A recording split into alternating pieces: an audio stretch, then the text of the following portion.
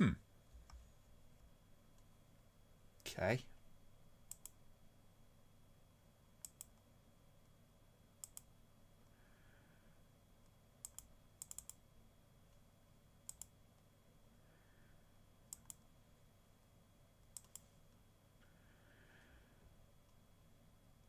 Hello.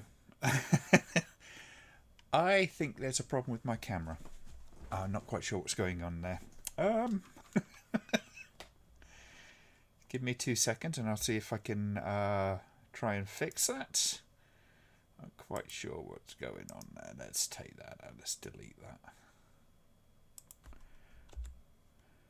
Oh boy, that's a little bit mad. Can he see you? No, I know. Let's see if we can get this to.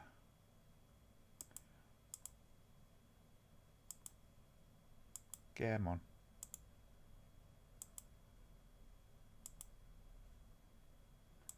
No?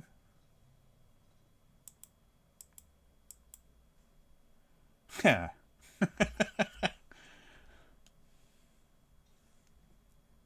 Well, this is interesting. In search of...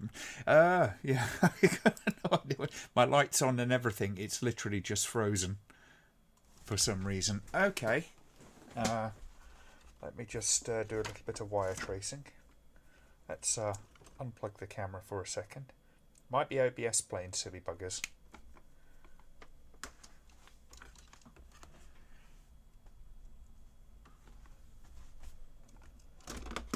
Oh dear. It was literally working just a few minutes ago and I'm not quite sure what's going on.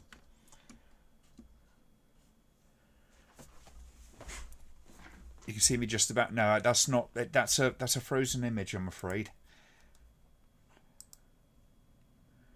Huh. Interesting.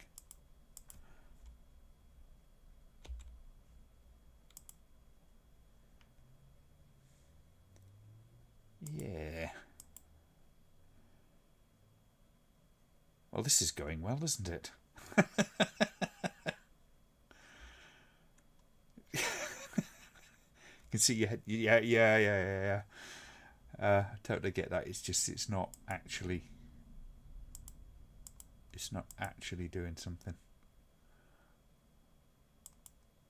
No, it seems to be frozen. Okay, trace the wires. It might be unplug it and replug it.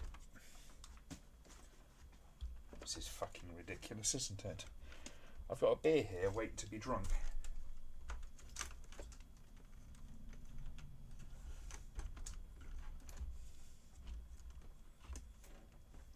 Oh man, I really ought to get on top of cable management with this lot.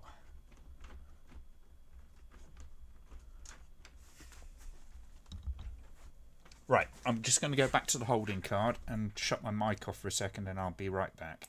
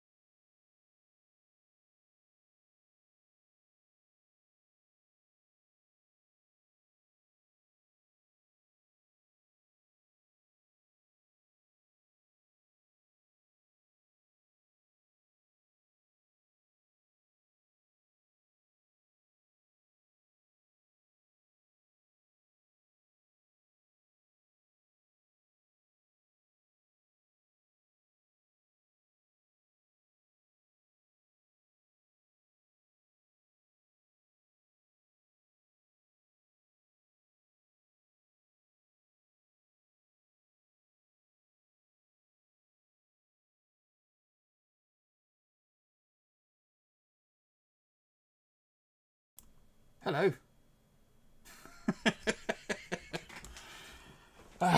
Yeah, from one extreme to the next, yes. No sound but picture, yeah, no. Hopefully we should be hearing me now. How are we doing? Let's get that cable out of the way. Apologies for that. Now seems to be a little bit of a technical issue there. Not quite sure what that was. Speak up. Should be coming up through fairly loud. Let's just double check the hardware settings. So I had a few issues earlier on. Not all of them mental. Levels. Okay, let's check that as 1 2 1 2. Interesting. Can you hear me all right? 1 2 1 2. Let there be light, yes. Sorry about that. That was a little bit on the glaring side. Hopefully that should be all right now. Don't you just love this? I need a technician. Oh, do I look like a cat weasel? Okay. Brilliant. Oh dear, oh dear. Yes. Now that we've settled down, I can actually have a slurp of my beer. So, good evening, welcome to the stream. Apologies for the technical problems, but that is just how it goes. I have been kind of doing a little bit of work on my computer, adding a couple of hard drives and tweaking with some stuff and putting some extra LED in and all that kind of stuff.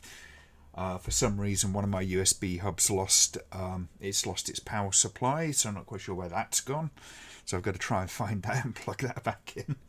I plugged the sound card in earlier, and it was like the LEDs would like just piss weak. It was just like kind of like nothing, really. Just this mild glow going on. So it was a bit kind of like, oh shit, okay. And that's when I realised my USB hub didn't have any extra power to it, unfortunately. It's amongst a bunch of things which is going on. I'm upgrading my computer. At some point in the new year, I'll be buying a new video card. Hopefully this month I'll be buying some new memory for it, and then once I've done that, I should be pretty damn well good to go.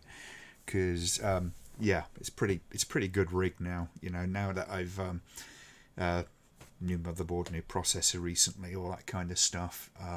It's going on pretty. It's coming on pretty sexily, but obviously the more complicated the computer, the more things that can go wrong. Technical difficulties, yes. Oh dear. So yeah, Richard, I understand you're feeling somewhat off colour. Hope you feel well soon. Rest up, take it easy, and I'm sure you'll be fine. But yeah, looking at all the comments earlier on just about the I'm just going to adjust my camera just a tiny bit. There we go. About the British TV stuff, and because as you know, I've got Threads here somewhere, but I've also got the Protect and Survive DVD, which is kind of entertaining. I think it's on another one as well, but Protect and Survive was the nuclear PIF, about how to survive and how to cope with a nuclear strike. It was a little naive. Double set of Stone Tape, which I haven't watched, and Ghostwatch, which a lot of people again have been talking about just recently, because of Halloween, all that kind of stuff. Charlie Says, yes, I think I've got Charlie Says up there. The British PIFs are really quite fascinating, and I've long wanted to kind of try and do something on them, but I've never been able to quite work out what way to approach them. But yeah, Kieran says, funny you mentioned Threads. I saw my dad for the first time in nearly 2 years, and he bought me the Blu-ray. It's a depressing as fuck film. I do need to upgrade my copy because I've got like the real sort of bare bones version, and it's not the greatest version. Ghostwatch is great, and I did actually get the I had the writer of it got in touch with me through Twitter, which was quite entertaining. I always thought it was a fascinating thing. I think it went so much kind of like so much better than they could possibly have imagined. If you've not watched Ghostwatch, and I imagine most of you have, then do yourself a favour and watch it. Just sort of try to turn your cynical side off a little bit, because I when I watched it kind of thinking, oh, this is bullshit. This is really, kind of like, it's going to be silly, and there wasn't anything else on. So I happened to sit through it, and it just drew me in as it went along. It was just a wonderfully crafted show for just sort of grabbing you and sort of dragging you gently into the horror. Even a cynical old sod like me, when I watched it and going, it's fake. It's going to be fake. There's nothing going to be real about this, but it's done just in the right kind of increments of sort of drawing you into the unbelievable.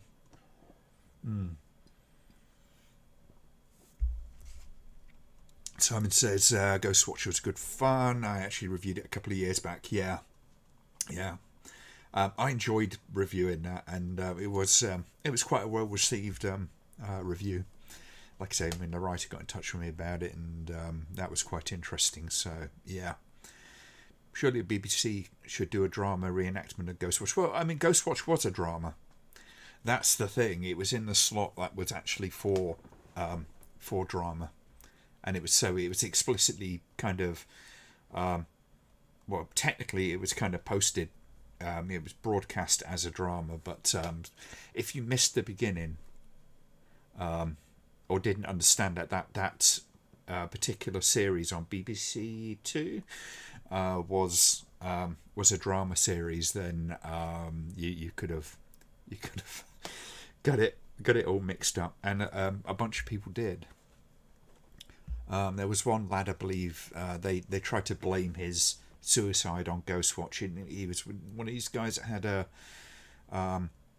problem with fixation on certain thoughts and ideas, and he had a real kind of like he wasn't entirely well, so I think potentially it could have exacerbated some things, but it was overstated. It wasn't like Ghostwatch was the thing that caused him. It was just, you got that one guy with his aberration that caused him to be to fixate upon that particular thing.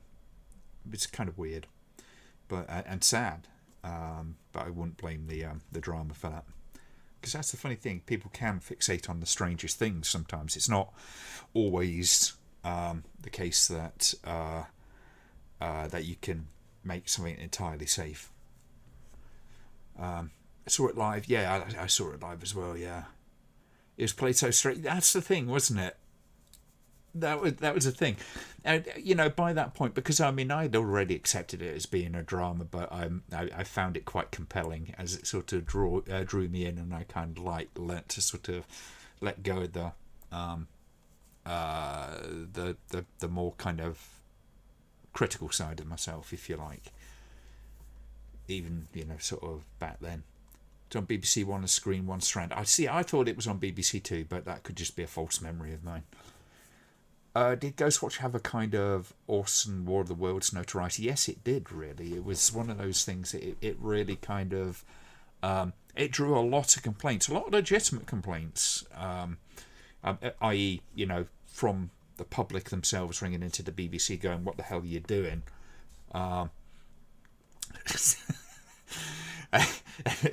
It was dragged through the newspapers. It's been notorious ever since. And I don't think they've ever rebroadcast it after that. But that was back in the days when they would sort of go all out for kind of like Halloween and things like that. You could say that ordinary folk are complete idiots. I don't know if I'd be quite that judgmental, but there are people who... I think it sort of ties into the whole kind of thing that I've, for years sort of said that things like media studies are incredibly important.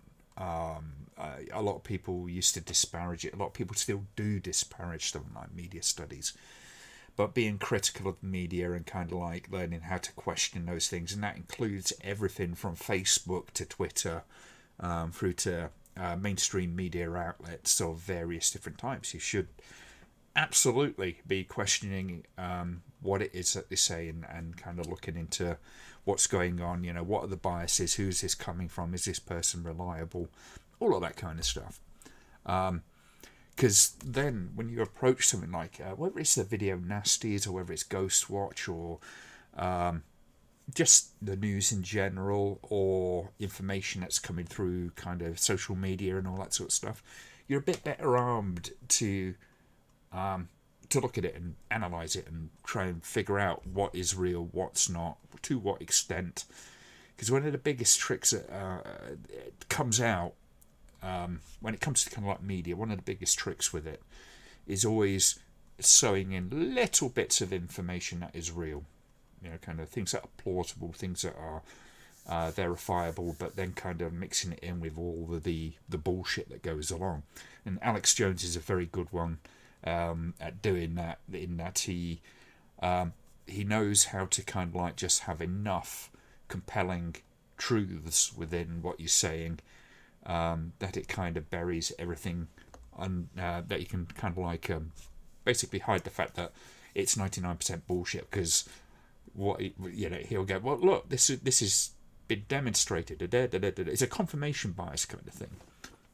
So that's why media studies and things like that are very, very important, especially these days, because not only are we receiving that stuff, we're also giving it out, and that's a problem. We've never, as a society, we've never had such free access to a worldwide megaphone. That wasn't something that we ever had, and I don't think as a society we're really quite very well set up to deal with that kind of thing. The responsibilities, dealing with the fact that you're not talking to someone to their face. You're working for us, kind of for a medium. So there's a distance which can make you forget that you're talking to someone real.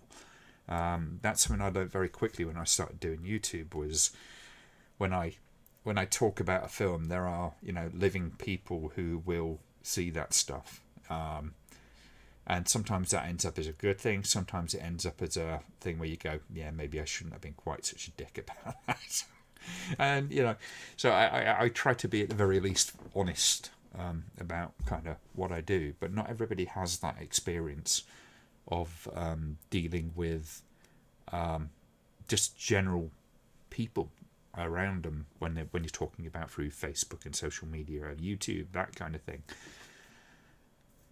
And it's very easy to dismiss as being a kind of like, well, they're stupid. And it's not so much the case, I don't think. I don't think it's people being stupid or people being necessarily oversensitive.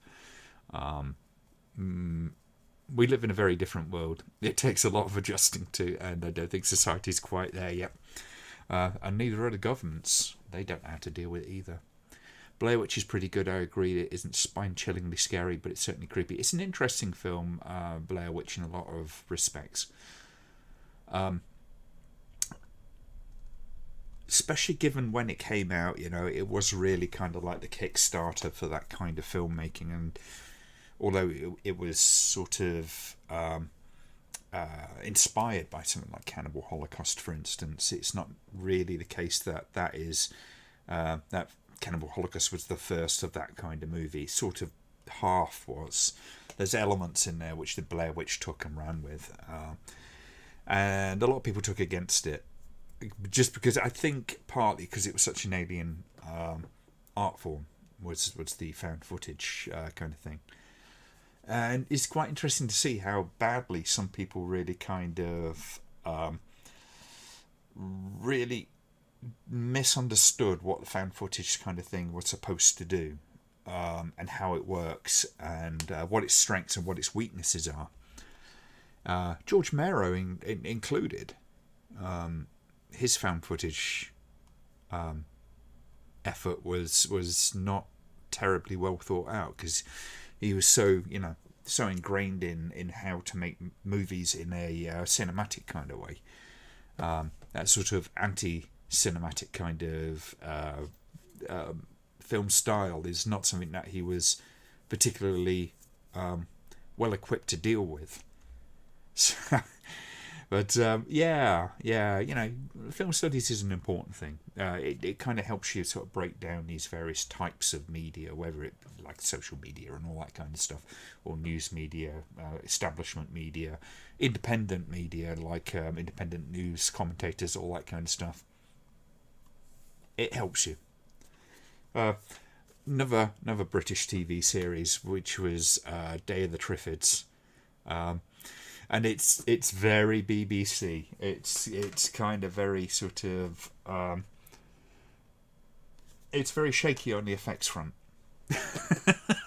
to say the least. But I remember being scared by that. It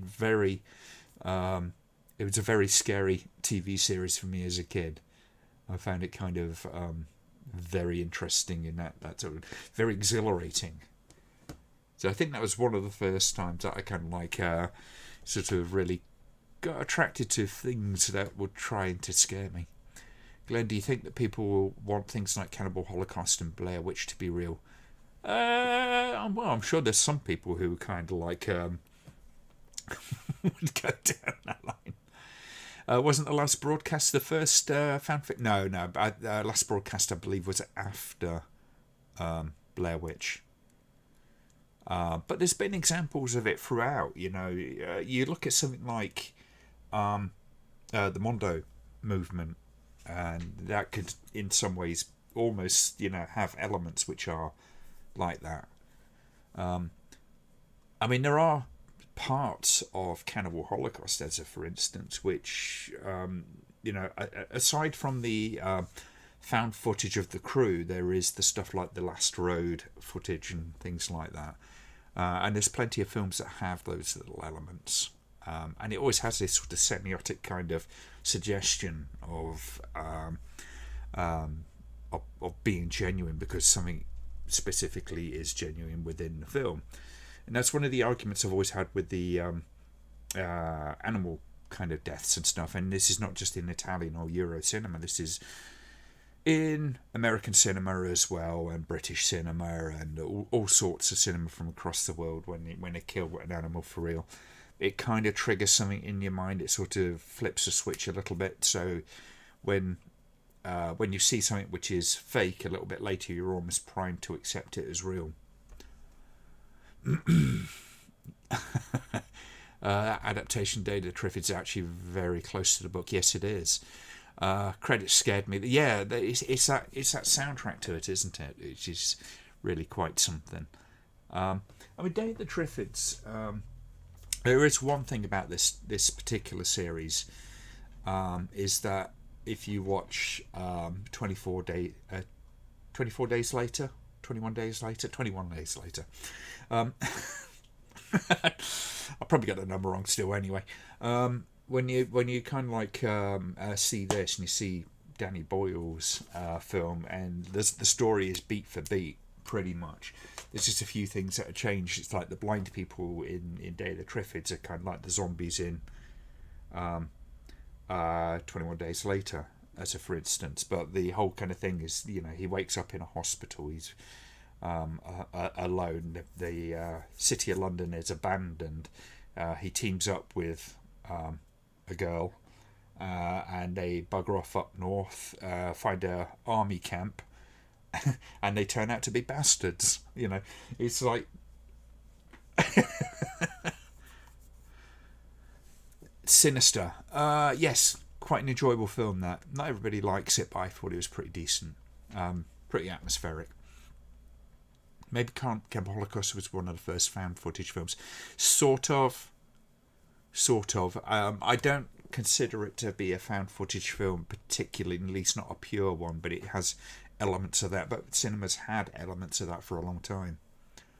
But it's the first one that really kind of put it up front and centre for a significant part of the film, as far as I'm aware. Other than perhaps, like I say, Mondo films. which sometimes kind of have elements of that as well. 28 Days Later wasn't initially meant to focus too much on the soldiers in the original draft, if I remember correctly. I don't know about that. I always get those ones. See, this is the thing. When you get a title like 28 Days Later, then in my head, the numbers, I'm like numerically dyslexic sometimes, and it kind of switches around and changes. You know, like with key codes that you get on doors and things like that. I never remember it from the number. I always remember it from a pattern. So I'm kind of weird like that.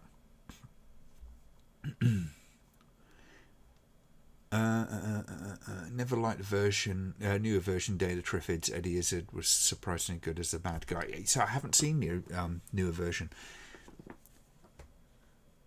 Well, there's 28 Days, wasn't there? And was there 28 Months Later or something like that? There was a sequel to it. To be honest, I'm not a massive fan of them. I think, you know, the first one was okay, but not much better than that. I feel like calling the first film 28 Weeks Later would have made a soldier's goal of repopulation more credible. Yes. 28 Years Later is next in 2030. Oh dear.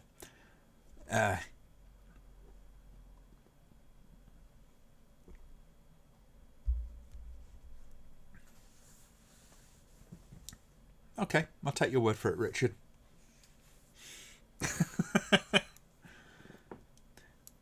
So I always thought it was 28 Days Later, or 20, but whatever. I feel we're getting cul-de-sacked in how stupid I can be when it comes to remembering certain film titles. But that was always a good. I'm just getting this the wrong side.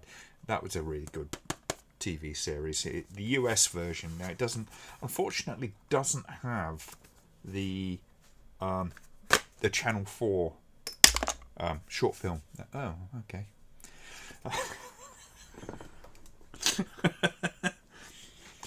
The privacy shutter off my camera's just fallen off, which is delightful. I need to glue it on properly. Max Headroom, great TV series. Interesting in how kind of what's the best way to put it? I guess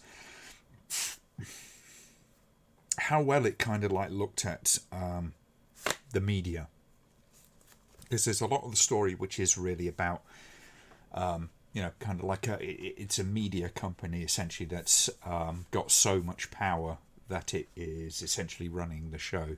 And I don't mean the TV show. They're incredibly kind of like in bed with some sort of fascistic kind of people. And yeah, it's a bloody good series. So if you can get hold of it, I'm not sure how available this is right now. Definitely worth it. But I wish they would release the original pilot episode, the Channel 4 pilot episode. That would be really, really cool. Surreal, original, scathing is the way I would describe it. Yes. Yes, Matt Freer has always been this one of these guys. It's kind of a character actor who would just sort of turn up in various bits and pieces and do a little bit here, there. He kind of got sidelined into just being kind of computer generated characters for the most part. But he's in the Zack Snyder Dawn of the Dead and a whole bunch of other stuff. He just sort of appears now and again, and nobody really kind of recognises him. Which is a shame, really, because he's not a bad actor, but yeah. Idea of cameraman filming himself getting eaten is such a great concept, yes. Cannibal Holocaust is it has always been a very fascinating film for me. The first time I got to see it was in about 2002. My film studies lecturer got me a bootleg copy, because bear in mind it was even the internet was still kind of fairly not the most useful thing compared to today. So trying to find that kind of stuff. I don't think Amazon was particularly a big thing, or at least it wasn't anywhere near what it is these days. So getting hold of that kind of stuff was very, very difficult. And then, of course, it had to come through customs, and you'd always be worried about it actually sort of making it through customs. So he gave me a bootleg copy on VHS. And eventually I managed to track down an EC copy of the film. So I've got 2 copies of Cannibal Holocaust, the EC and the Grindhouse. Grindhouse I got much later. But I remember sitting down and watching that. That was quite something. But I eventually got that, and I got Cannibal Ferox and a few others to do my dissertation. So I can blame my film lecturer for getting me to see that. It's kind of cool. Max Headroom incident. Yes, that was kind of a fun one. For those who aren't aware, Max Headroom incident was a signal hijacking incident. And it basically involved this guy with a Max Headroom mask, and they had a sheet of corrugated iron in the background on a spindle to make it look like the background of Max Headroom, and it started getting a bit more perverse from there on. If you Google it, Oddity Archive did a very good episode on it. Yes, I did pick up Threads originally. After I'd seen it originally on broadcast, I saw it at uni in the library, and I picked it up it was on DVD. So I picked it up, and I would just I literally had like 24 hours to return it, and I still hadn't watched it because I kept looking at it going, oh man, I just remembered it being so astonishingly disturbing, and it is. So I kind of had to pluck up the courage to watch it again.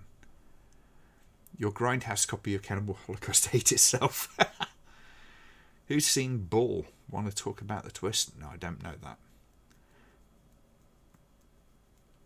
Oh dear.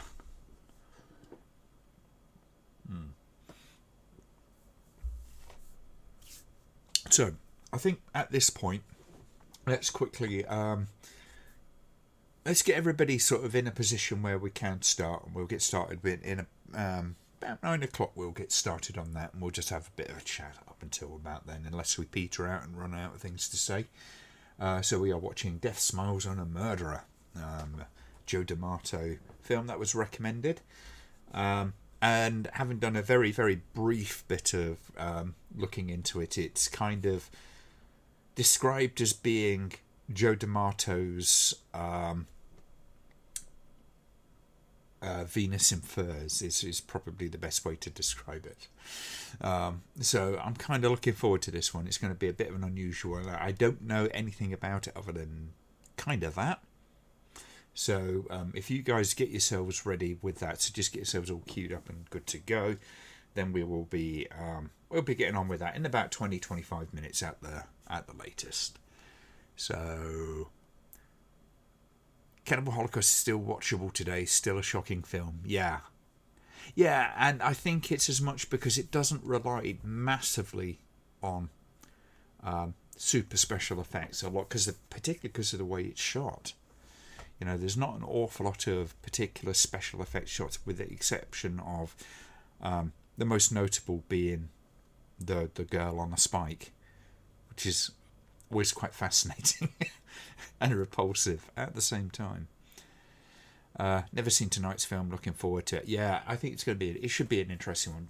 Joe D'Amato is a director that I've always kind of felt, given the films that I've seen of his, is likely to be a lot better when he's got the time, the budget, and the right material. And the will. Because like Jess Franco, he was running around doing a lot of stuff as a meal ticket. And a lot of those guys really, you look at some of these films, you go, my God, they're cheap and they're nasty and all that kind of stuff. And you go, yeah, but look at what they did with what they had. look how inventive they are. Look, the fact that they, half the time they were doing like 2 or 3 films at the same time, or kind of filming one film and then grabbing a few bits and pieces ready for another film. And yeah, it's going to end up with, mixed results and all that kind of stuff. But I always kind of get that feeling that there's always something there. It's kind of like you go, there's a good filmmaker in there. How's the weather there, Glenn? Has that Arctic thing come to England yet? It's very mild tonight. I think it's about 10 or 11 degrees tonight. It has dropped down to about just above freezing on a few occasions, but it's not too bad today. It's very cloudy though today. Anthropophagus has the best yacht scenes of all the nuts. Just had the feeling I was doing a David Lynch thing. It's David Lynch's weather report. Weather here in Cambridge. Oh dear. The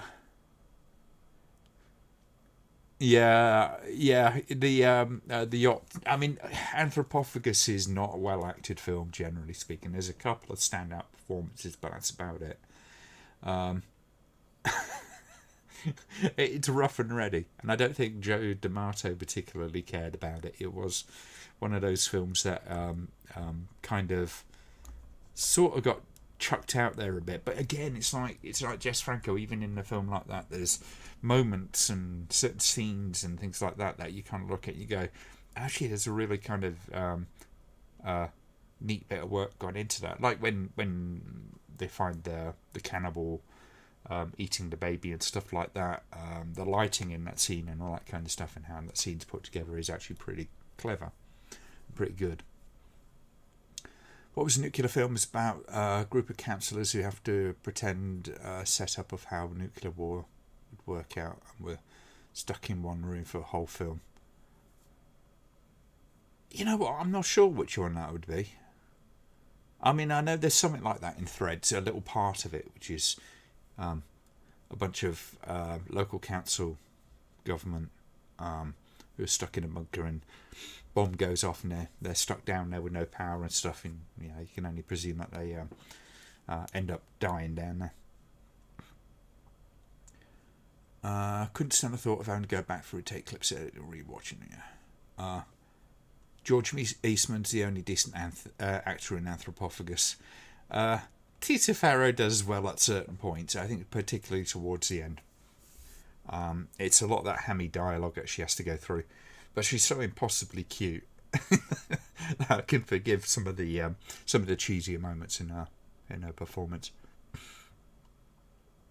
Anthropophagus has some good bits, but general find it a bit too slow. Much prefer the sequel Absurd. I'd say yes and no. I find Absurd's a little bit kind of it's a little distracted. It's trying to do too many things, and it never really sort of gets down to a story particularly. It's more like a collection of happenings. But I like Absurd.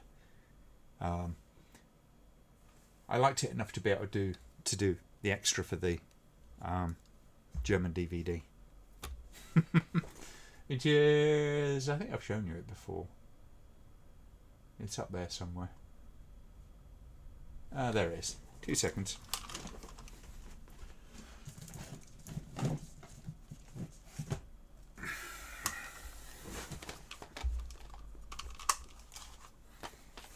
So that's the edition I actually did an extra for. Does it actually have my name on the back? Don't think it does. It just says Mini Doco. But yeah, that's that was fun doing. Quite enjoyed that. That's the one I'm most proud of, I think, is the extra I did for that one, for Mountain of the Cannibal God. Sadly, it doesn't have an English language version on it, and it doesn't have subtitles, but there you go. But it does have my documentary on it in English, which Mirko had to really kind of like push to get on there, apparently. But it's kind of cool. Absurd had better music, slightly better pacing, and Edward Purdom, yes. Absurd is just like I say, it's not that it's a bad film. It's particularly, it's more that it's a bit of a messier film, I think, than Anthropophagus. Funny enough, the story really doesn't flow that well. There's a few things which end up feeling kind of jammed in, but yeah, it's still entertaining.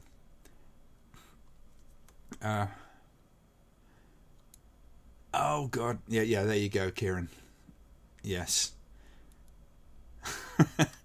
Of course, there's the other one that he was in, Porno Holocaust, which was, I enjoyed the fuck out of reviewing that film. That was so good. Does that German release have the Super 8 version of Anthropophagus? I don't know if it's I don't think it's a Super 8 version. Couldn't swear to that though. By Dawn's Early Light. Are you talking about the one with the counsellors? That's an American one though, isn't it?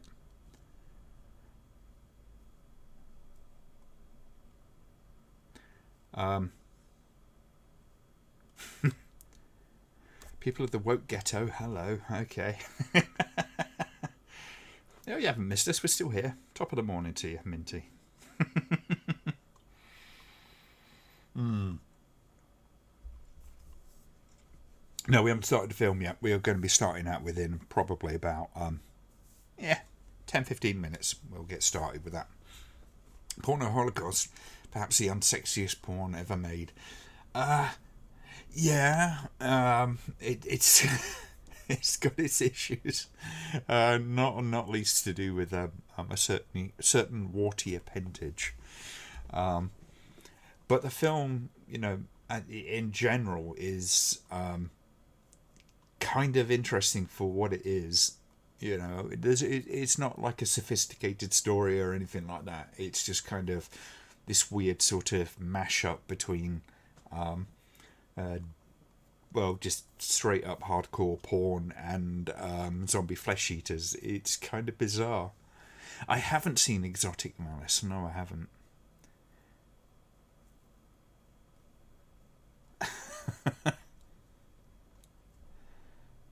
Oh, you just play it how you see it, Minty. It's fine.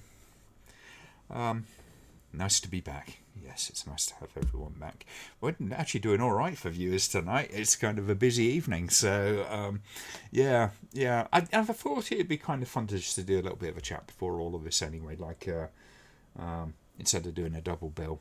I know there was some talk earlier on Ramble-Holics about maybe getting Pieces. We did watch Pieces as one of these about a year ago, I think it was. Which is, it's an entertaining film. It's daft as fuck, but it's entertaining enough. I should say, actually, this is going to be the bad news of the evening. I was going to open up with this, but get it out of the way. This will be the last one before Christmas.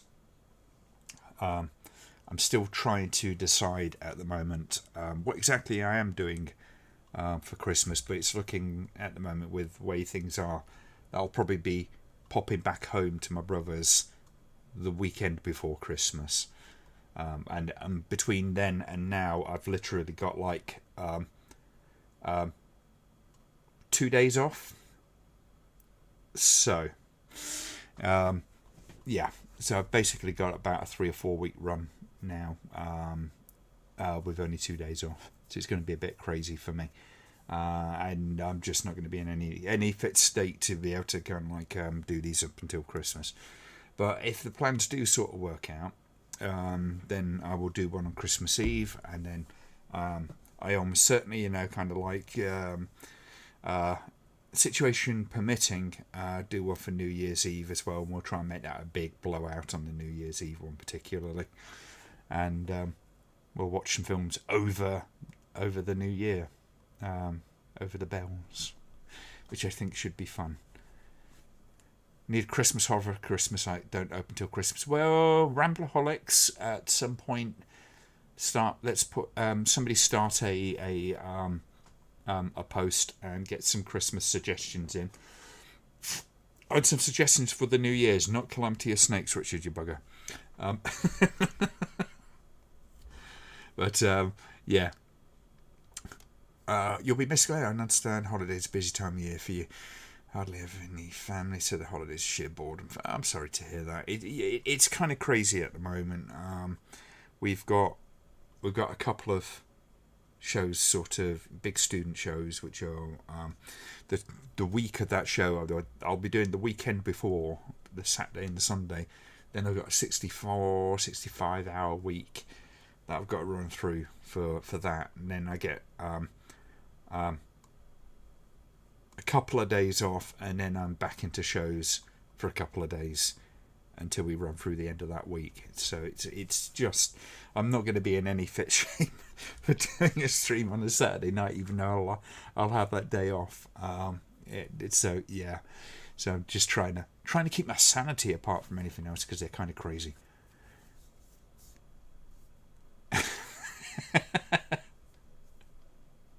Christmas movie, definitely Jack Frost, the real Jack Frost, not the Michael Keaton abortion. But yeah, you know, we'll get something good for those days. Assuming I do the Christmas one. If not, I'll do one as soon as I get back, and then we'll basically may have 2 in a week. That would be quite something. Silent Night, Deadly Night, like I say. Get it in the Ramble-Holics, and I don't know if anybody knows how to pin a post on the Ramble-Holics or on those kind of pages, because I can't seem to do it. It's really annoying. I just want to pin suggestions post at the top so it's nice and easy to find, and people can kind of throw those things. You may be moving in the next 12 to 18 months, so somewhere nice, I hope.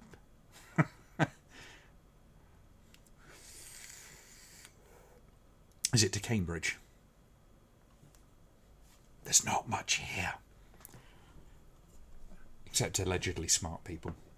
Well, to be fair, there's some of the smartest people on the planet in this town. It's just not universal by any means. Now, from what I understand, Silent Night, Deadly Night 2 is pretty much Silent Night, Deadly Night 1, with just a bit of cut-in footage, which I believe was done to be almost like a kind of replacement, if you like. It was like a reimagining almost. I think they were trying to change the nature of the original so they could make a series or something like that. Garbage day. I like Cambridge, nice town. Used to live there. It's it's not a bad place to live. Flying Pig has been closed. There's some shenanigans going on with a local property developer. If you used to live in Cambridge, Minty, then you might know the Flying Pig. Maybe heading to your hometown or close by. Okay. Like the first remake of Black Christmas. I think I've got that somewhere. I think I've got both versions knocking around somewhere. Yeah. One of them was actually bought for me by the dame in the panto I was working. He was my Secret Santa that year.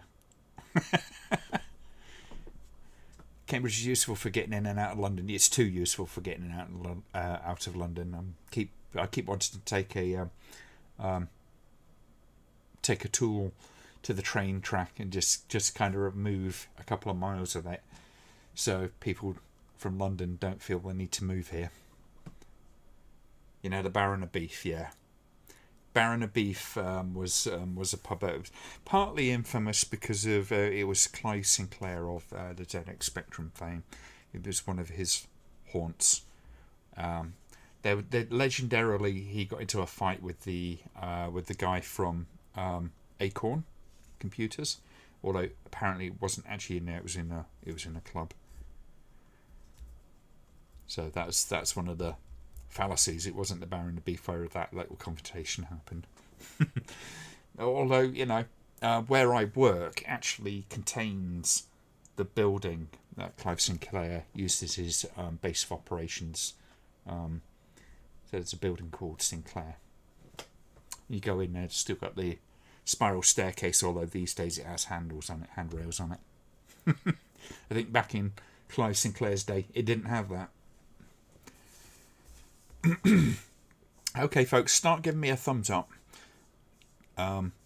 when you're ready, and we'll get started in a few minutes. Chris Curry was the Acorn guy. Yeah, I couldn't remember the name. Glenn cut Cambridge off from London. It's more to try to make Cambridge not quite such a suburb of London, shall we say. It's a legitimate problem, and actually, that's one of the complaints I would have about this high-speed Northern Rail thing, HS2 or whatever it is that it's going to put property prices up right up and down the country, and I wouldn't be surprised that's why the government is actually kind of keen to do it. If you can get into London within an hour or two, people seem to go, the places within that scope go kind of rocketing in price, and Cambridge is fucking expensive. Weirdly, half missing the UK at this time. Yeah. I don't know where you are, Minty, so miss a decent curry, yes. See if you can find on the internet someone who deliver the kind of the sachets of curry sauce, but look for a rendang curry, Rendang. It's a I think it's like from the Philippines kind of way, and it's a damn fine curry. And curry advice on a horror channel, how about that? It's very it's reasonably spicy. It's got a lot of coconut in it, but it doesn't taste like a coconutty kind of curry. It's very good. Living in Berlin, oh that's right, yes. I don't know what Berlin's like. I've never been to Berlin. I'd be interested to, though. Grab a spice bag for me, Minty. Pure delish. Oh, dear. Kool-Aid says, cut London off from the UK, period. Yes. I think it needs sealing off. I have got friends down in London, but I always find it horrible to visit. It is not me. It is absolutely not me. Berlin is an amazing place, Glenn, but freezing cold in January, I imagine it is. Like Escape from New York or Hotel California, which you enter, you never leave. And to be fair, that's usually because the traffic's backed up. I could not live in London. I've looked at several jobs that I kind of went, oh, that seems like a really good job. It's like, oh shit, it's in London. I do not want to live in London at all. I used to drive in and out with one of my previous jobs, and that was more than enough for me. Thank you very much. And some people love it. I wouldn't say it's a shit place, but it's just not. Does not suit my my kind of personality. I would probably end up going psychopathic. Cities, especially giant ones, for me are, as we say in French, insupportable. Yeah. No, some big cities are all right. It's just some cities just feel too confining. I mean, I could live in somewhere like Toronto, for instance, and a lot of people run the city down, but I quite enjoy the place. I'd be quite happy there. But London, no. I mean, Cambridge is a city, but it's more like a big town than it is an actual city. It's only really a city by virtue of a couple of things, and not least the fact that Cambridge University is here, and I think that probably pushed it over the top. London's a shithole, yes. Good night, Richard. I hope you feel well soon. Have a nice lemsip. London's good for shopping shows and to see. I don't think much of the shows in London. I'm not a big fan of the West End. Occasionally there's good stuff, but it feels like the Disneyland version of theatre to me, for the most part. Most of the shows are pretty vacuous. when it comes down to it. They're bums on seat shows. That has its place and all that kind of stuff, but not very interesting. See, I like York as a city now. That's a wonderful place. Okay, folks, start giving me a thumbs up when you're ready to go, and we'll get going in just a couple of minutes. I'm going to just grab myself another bottle, and we'll look at getting going.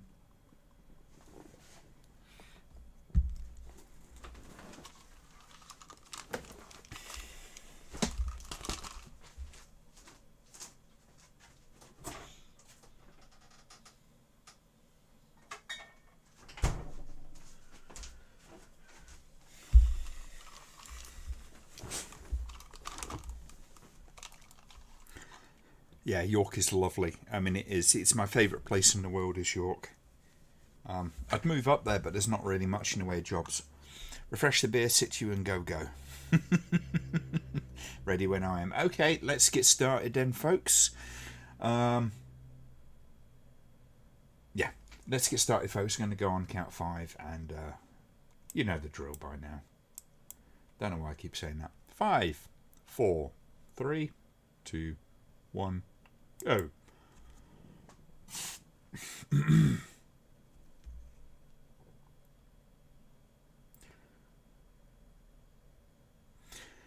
See, first impression really is it's like, look how beautifully shot this is.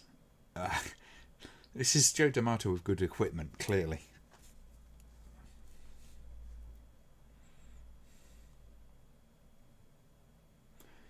But it does have that hazy Jess Franco kind of look to it, doesn't it?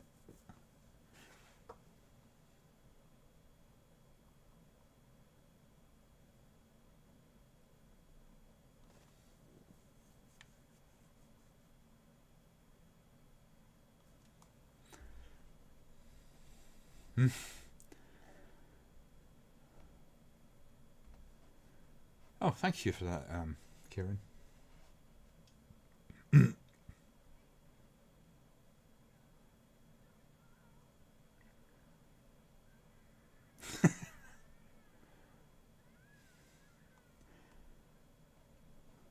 Well, that was nasty.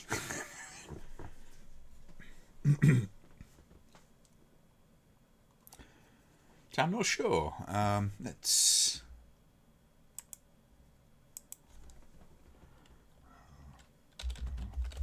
I don't think it was his first.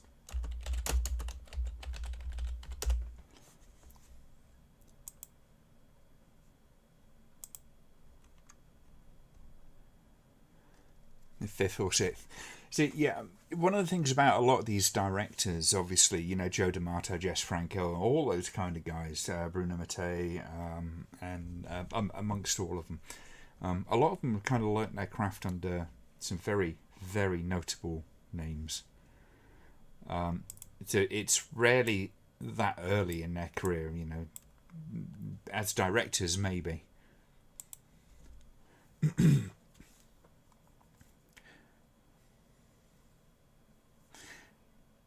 Wondered why a lot of Italian filmmakers and actors would use English names. It's because they wanted to be able to sell them in foreign territories. It's literally that's the reason. They didn't feel like, you know, and it's true to an extent that particularly with the American and the British market, that if it was a foreign name, then, you know, we wouldn't be interested in watching. We weren't interested in watching films with subtitles.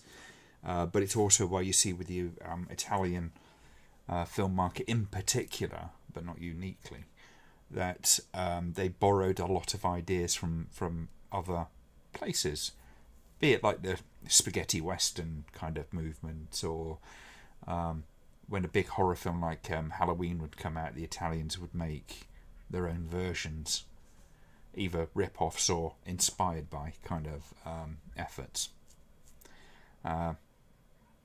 And it's kind of funny actually, because I mean one of the things that really is sort of unique in the Italian film kind of making scene really was things like Mondo, as for instance. The other being cannibal films.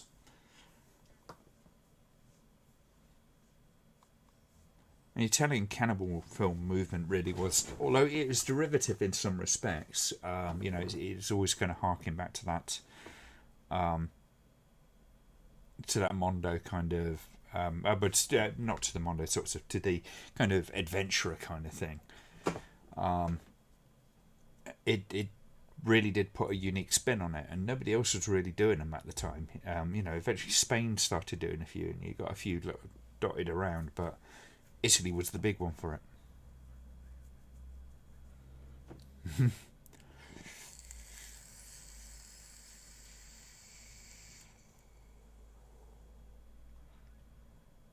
I believe they did actually, Kerry, but I think they had pseudonyms.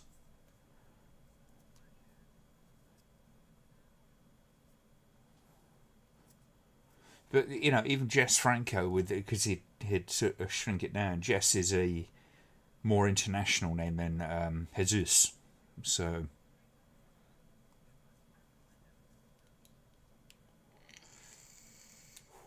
and Jess Franco had about, like, 30 or 40 different bloody pseudonyms there. Clifford Brown being one.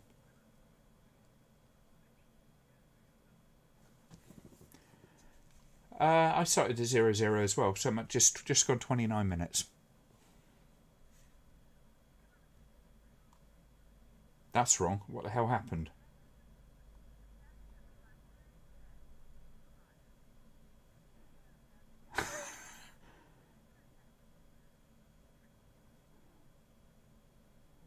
Something's gone very wrong.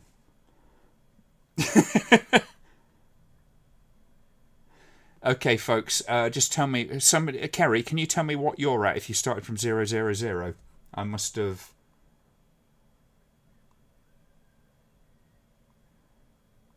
I must have had a little bit of an accident there with the timer. Or we could start again. What do you reckon? I fucked up. I don't know. Shall we start again? Yeah. That's what I just thought. I just kind of like looked at it. Okay, tell you what, folks. We'll 6:30. Okay, I'll just go to where you are.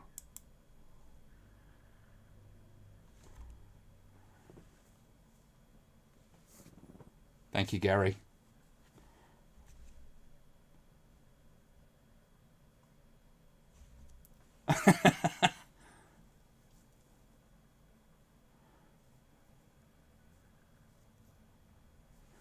Okay, we'll start again. Sorry, folks, that was my bad. It's an evening for that, isn't it? Okay, back to 00.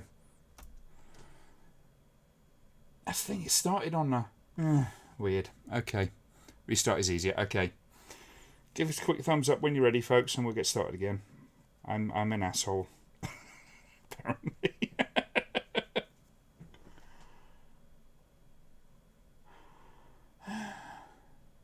Yeah. Let's restart, folks. Give us a quick thumbs up. When I get a couple of thumbs up, then we'll get cracking.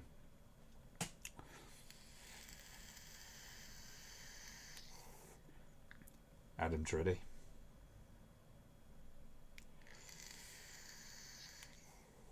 Okay.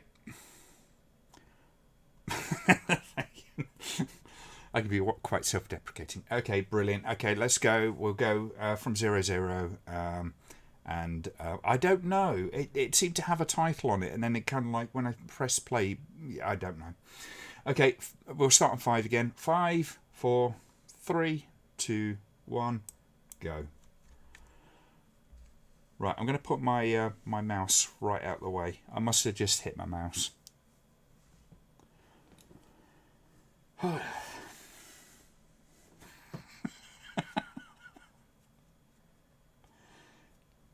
Death smiles at a murderer.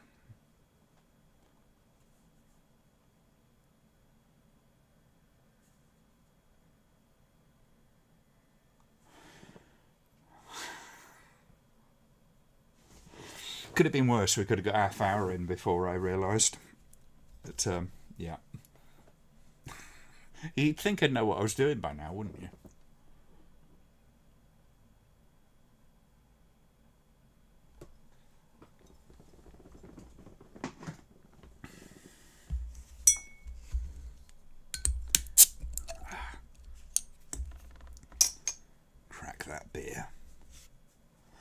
some reason the opening title reminds me of the thing, simple white text on a black background with foreboding music. There's something about, just a nice simple opening, isn't there? And so many films these days just kind of like you leave the titles till about half hour into the damn film.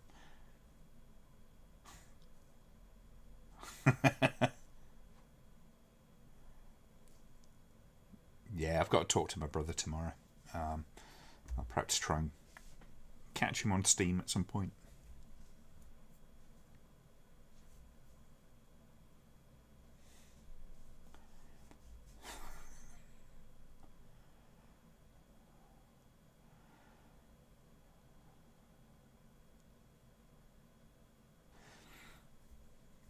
It's a great use of lighting, isn't it?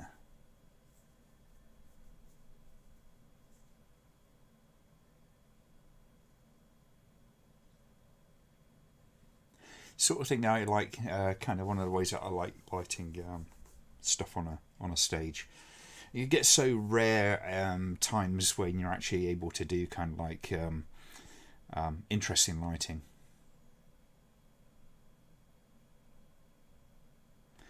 Yeah, and that's the thing, Kieran.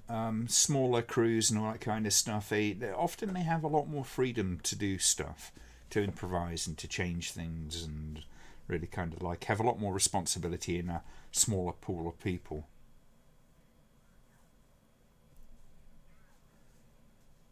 And the music's great.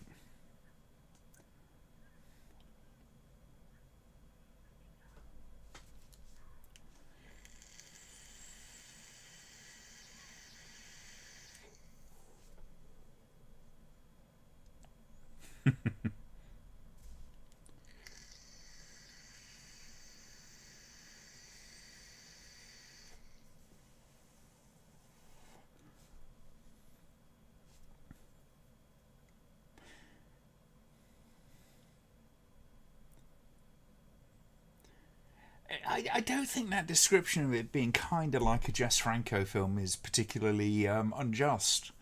One of the good Jess Franco films. Bit of domestic abuse, yeah, just a little bit. I think it varies depending on not just the context of what's going on, Frank. Sometimes it kind of changes depending on who's in the company that's doing the filming. It can be tough for some. Others just look at it as being work.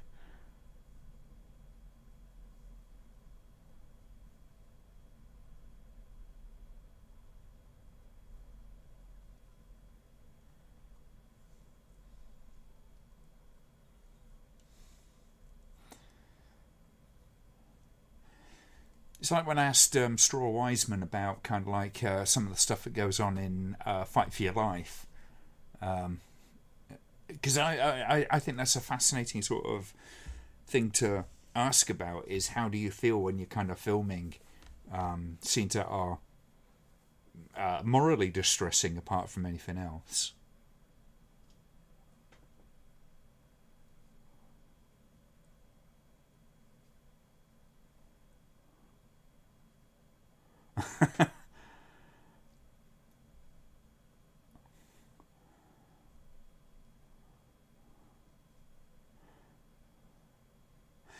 It's a weird thing, isn't it? Sometimes these things can be done in a way that seems more exploitative, or is more exploitative than necessarily it should be.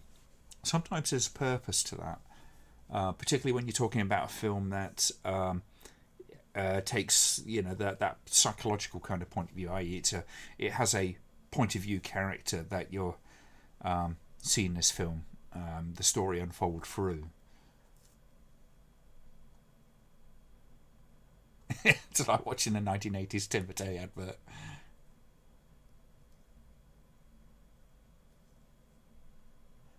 But you watch something like Venus and Furs and stuff like that, and uh, Franco really does kind of explore her body, Maria Rom's body throughout that when he's filming. And one of the things of Well, he said what his big strengths is he really does appreciate the female form. He knows how to photograph very flatteringly. So you get some scenes and stuff like that which are very kind of like come across as being very ambiguous in terms of the intent, and sometimes you have to look to what the character, the POV character, is kind of like likely to be thinking to try and understand some of that.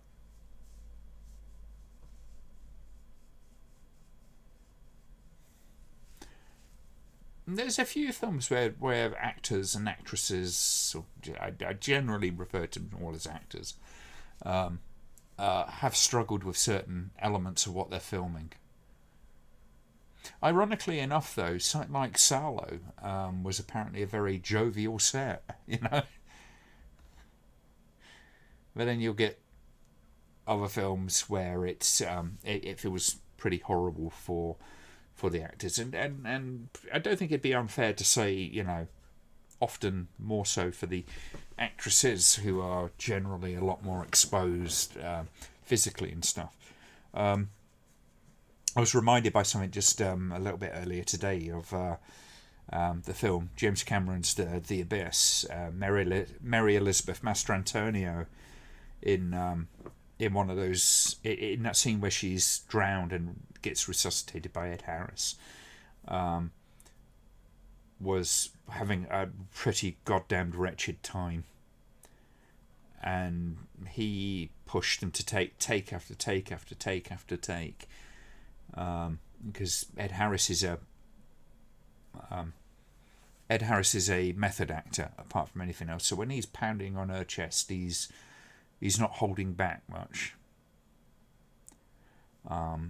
So, you know, she flipped her lid and ran off set absolutely distraught.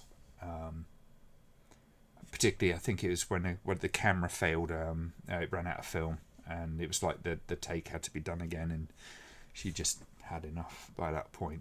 You know, she was physically exposed, and she was cold, and yeah. With Ed Harris sort of pounding away on her chest and slapping her face. Wasn't there an actress in Emmanuelle in America that sued Joe D'Amato? I don't know about that.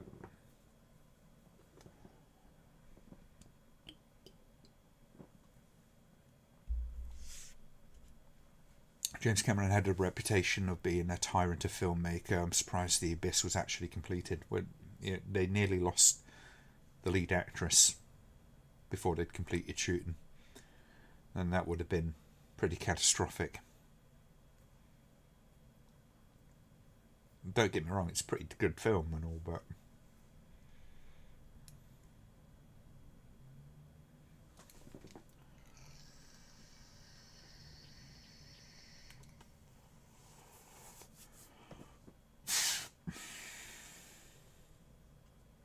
the detective is a sympathetic doctor from Experiment Camp.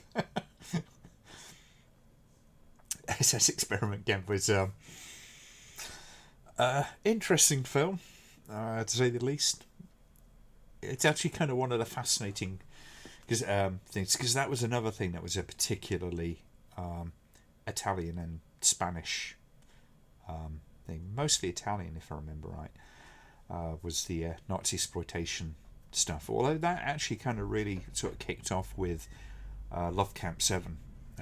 That was one of the first ones that was really what you could describe as Nazi exploitation. Sort of kicked off by things like Night Porter and things like that, wasn't it?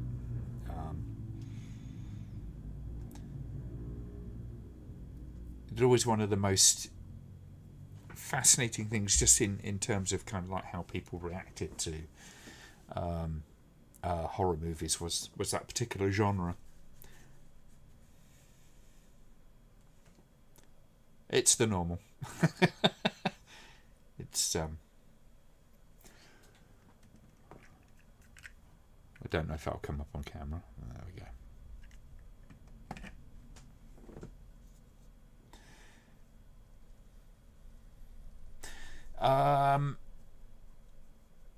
I believe off the top of my head that Love Camp 7 was the first of the main ones. Ilsa was a big one, but I think that was more kind of, from the European side. Let's have a quick look. See when the first Ilsa film came out.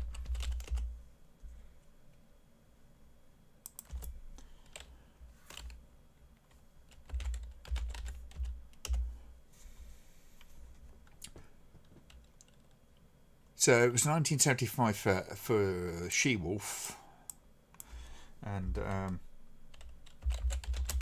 Love Camp 7 was 1969. Love Camp 7 for some reason was did really well for a film of its kind.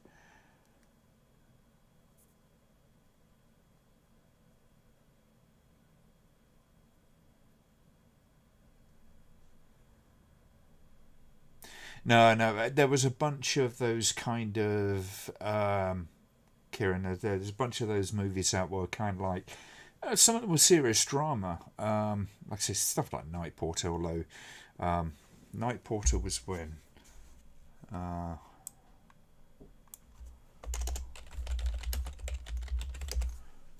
was a bit later, wasn't it? Yeah, you're quite right. It did. I think there were some other ones as well, but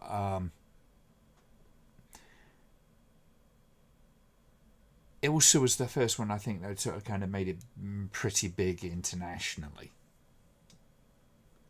And it certainly kicked off that kind of wave of Nazi exploitation stuff.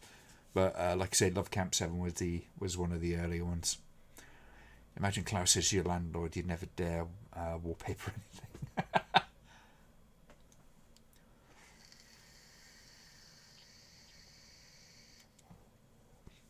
Klaus Kinski does have that incredible intensity, doesn't he?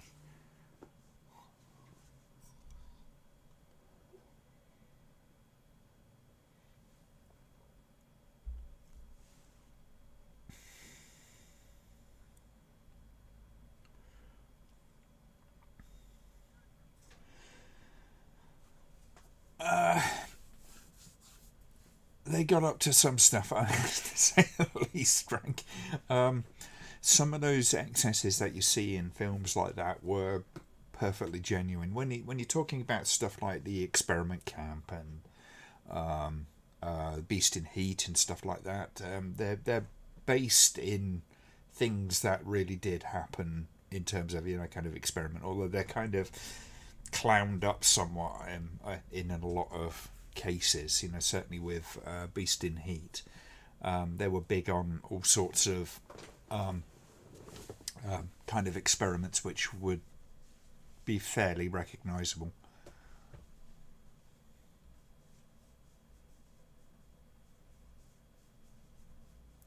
Oh, really? Okay.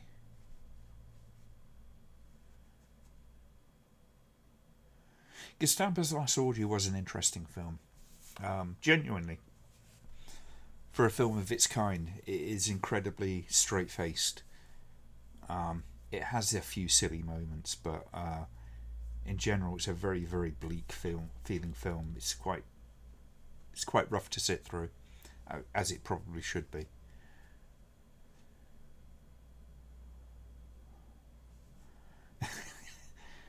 Yeah, Kinski was somewhat of a problematic guy, to say the least, Scary. I love all these camera angles. It's kind of like just it's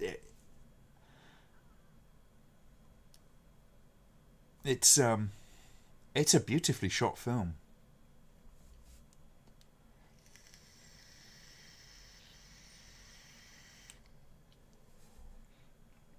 All this sort of edge of madness kind of stuff. I mean, that's a very Jess Franco style shot.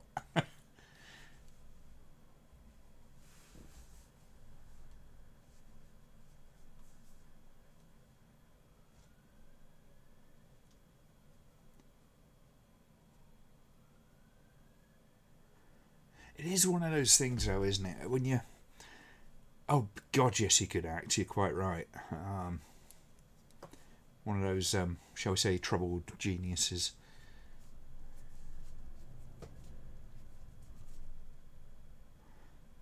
Yes. Wow.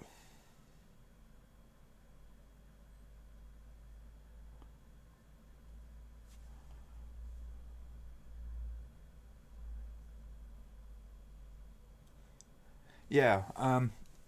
This is the thing. It's like I say with these directors, the ones that are usually kind of associated with their trashier output is that they were often so incredibly talented, and given the right story and the right circumstances, they could make some fantastic films. And it only really took one or two kind of films that were deemed to be controversial, and then before you know it, they would be sidelined. And there's some argument that to be kind of like said for even Pasolini. Had his career continued after Salo, what shape would it have been in?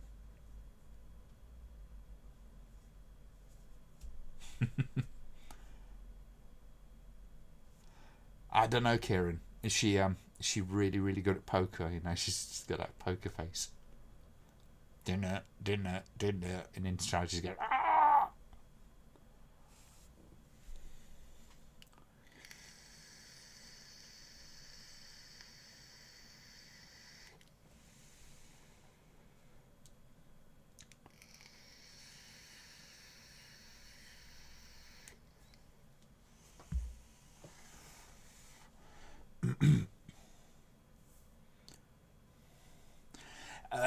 I think there's plenty. There are a few. I mean, obviously, there's a certain amount of that, Frank, which is kind of like hidden in sort of legend and hyperbole. But the some of them were real kind of fruitcakes. I mean, really, quite believably, could have done that kind of stuff.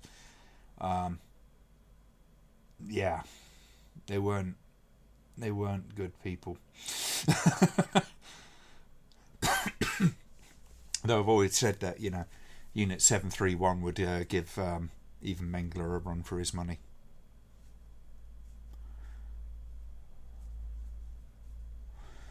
I think Pasolini might have gone mainstream. See, I think his career would have gone the way of likes of Orson Welles and Jess Franco and Joe D'Amato to an extent. It's either that or he would have just quit filmmaking entirely.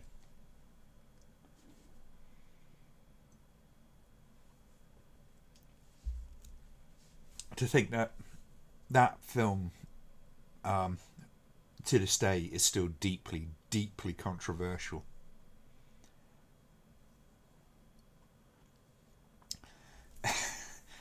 That Zelardi tendency, from what I've seen in most of his movies, to kind of do the Godfrey Ho kind of thing, a lot of cut and paste and that kind of stuff. I think it's one of the reasons why I've never really got into Bruno Mattei's stuff. Is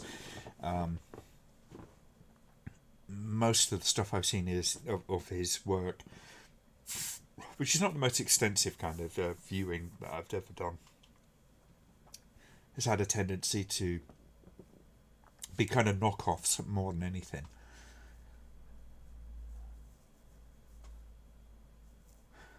And especially when he's teamed up with Fragrasso, it's just this. But a lot of people like it because it's cheesy and all that kind of stuff. I don't think that was ever the intent. I don't think it was the intent to be kind of funny, particularly. At least I've never got that impression. Makes you think D'Amato probably had the same budget. Oh yeah, I've read that one.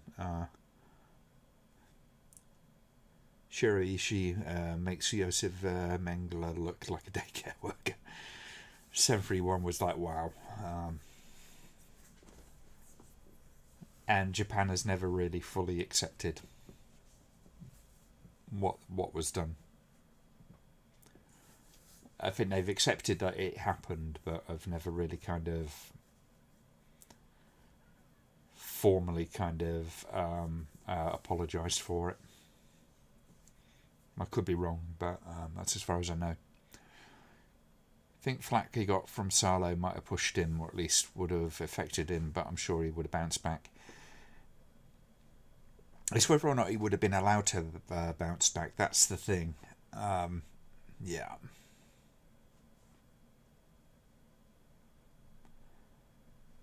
When you look at the best of like Joe D'Amato and the best of Jess Franco, and some of the best of Jess Franco was done at a relatively tough time for him because he was blacklisted to fuck. I mean, that's part of the reason why he had so many pseudonyms. The BBFC would see his films come through and then basically go no, almost automatically. So, but when he did the kind of the British sort of stint of his films, those some of those films are really really good. Great production quality, interesting stories.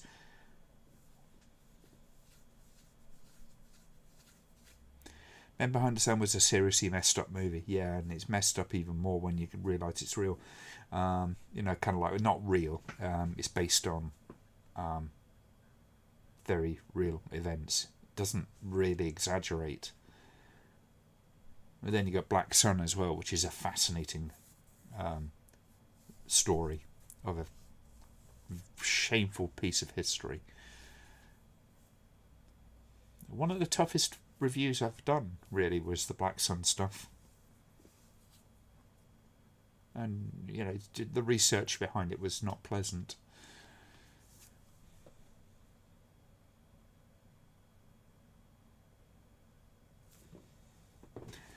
And that's the thing, Frank. They actually kind of the guards would refer to the prisoners as logs, i.e. to be thrown on the fire. That is a very Jess Franco shot. Not to take away from D'Amato's interpretation in any way, but it's one of the things I love about the European horror. Was when it was at its best. My God, it was some good stuff. Interesting in a way that American horror films often didn't allow.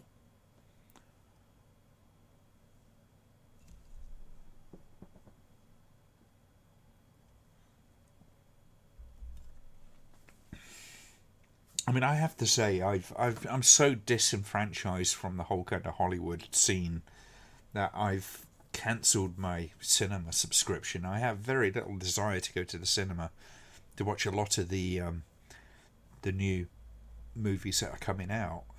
When I saw Halloween Kills that's coming out, it was like kind of okay. It's like, wow.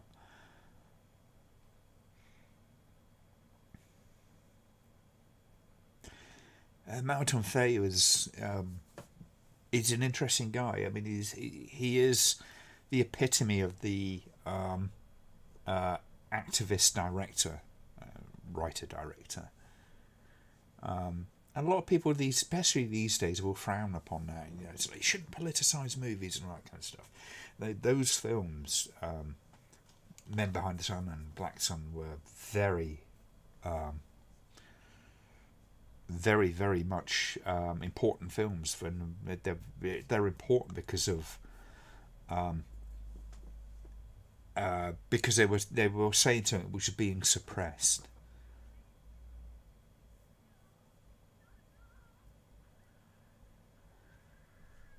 Because you have to bear in mind a lot of the so it's just yeah, wow.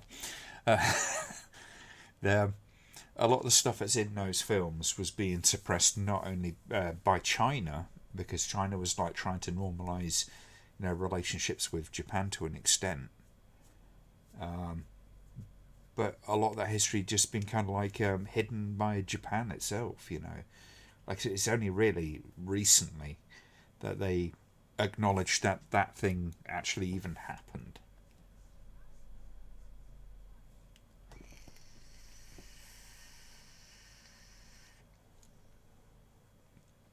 But yeah, when it comes to a lot of the stuff that's coming out now, it's so insipid. the art of storytelling is secondary to demographics. So often. And I appreciate lower budget filmmaking because of the inventiveness that has to go into it, the effort to kind of write around problems and deal with kind of like telling the story when you not necessarily got all the money in the world. Being inventive with the film format, how you shoot things, how you get around, how do I show this, how do I convey this, that or the other, rather than go, yeah, we'll fix it in post with a lot of CG. That was brutal.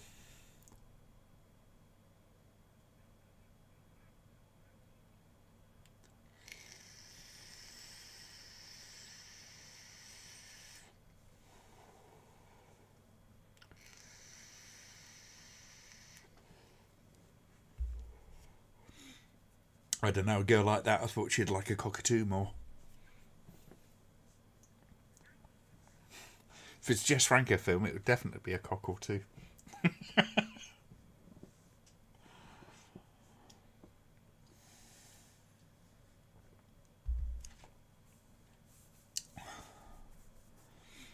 See, Frank, that's not my issue with it. If they could tell those political elements in a way that was actually kind of like interesting and engaging, that's one thing. It's easy to call things just woke for woke's sake, and that is definitely the case with certain Hollywood films. But the problem is it has no substance, mostly because it's it's used as more virtue signaling than it is a reality. You know, kind of like a kind of sincere thing. You can have films which you can disagree with, and ideas in films that you can disagree with politically and still find them interesting. And there's plenty of films, you know, that I've got on my shelves that I wouldn't agree with politically, but I appreciate the sort of insight that you can offer. And the messages it's trying to portray, as long as it does it well. And that's the thing, yeah. Hollywood's not very good at doing that.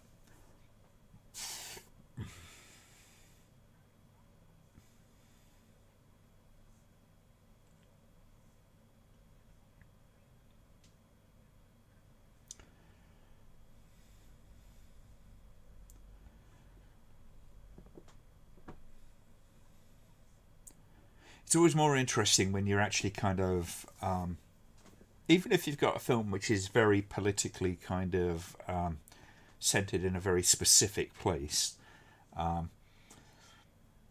approaching anything like that in a kind of full way is what's important. Why is the character feel like that? Why are these things being portrayed like that? Having purpose to those things, rather than preaching. And I think that's the big problem, is it's Hollywood tends to be preachy rather than informative, or having a discussion, or kind of showing a point of view for a reason, with purpose and direction. You can have films that are centered around, as for instance, a Nazi character, but as long as you can kind of tell that story in a way that goes, this is where this person's coming from, this is their thought process and all that kind of stuff, then you can make that work. It's when you just go, rah, rah, rah, this is my cause, that it becomes very, very boring, tiresome. When a past political message was in the background, left to the audience to decide, sometimes it's really upfront. You look at Salo. Salo is a communist anti-consumerist film. And maybe that's what some people kind of like took some exception to, the events within it aside. I got no end of stick for kind of pointing that out with this film, with that particular film. And with several films when I've kind of like discussed the film on its own terms. as being, you're just kind of being too woke, and I go, no, this is what the film it's trying to say to me, at least from my point of view. Yeah, yeah.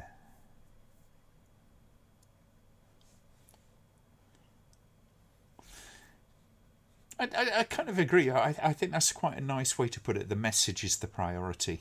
Uh, and, and yeah, I mean, the message should be, when you're making a political film, that is kind of an important thing. However, it's how you tell that message. Otherwise, it becomes propaganda. And that's pretty much the definition of propaganda. It's its message.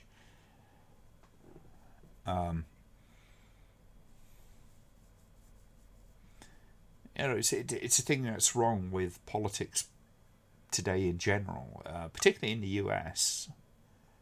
When you see some of the shenanigans between the two parties, I'm not even going to pick on one party or the other. There's a definite kind of shift to we're not doing politics. We're doing social messaging. It's an ideology rather than a kind of approach to governance. It's a them versus us kind of thing. So you see that narrative sort of run through, particularly, like I say, with the US politics.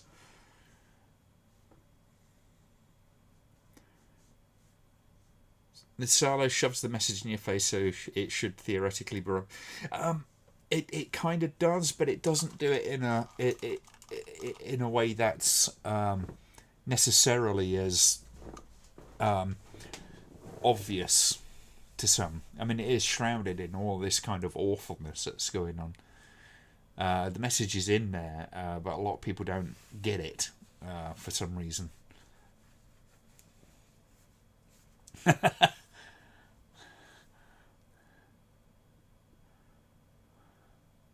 Yeah, Richard.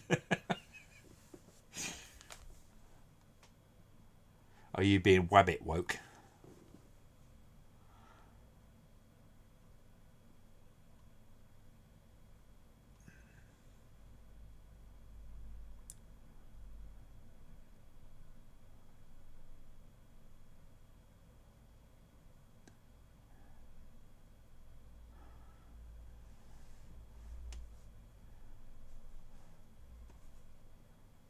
Dirty Harry blurts out his message consistently. Still a great movie. Yes, it does. It does. So does Death Wish. But then again, so does Falling Down. And those are two films that kind of approach a lot the same ideas from different directions.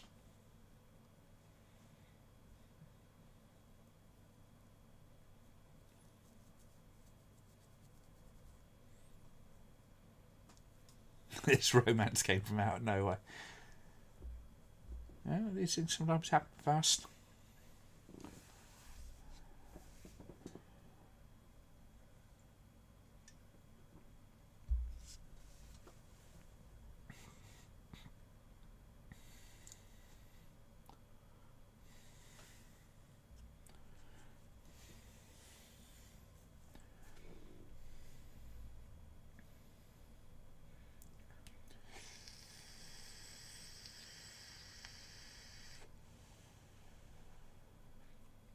Oh, there's certainly a case, there is confirmation bias with an audience as with anything else.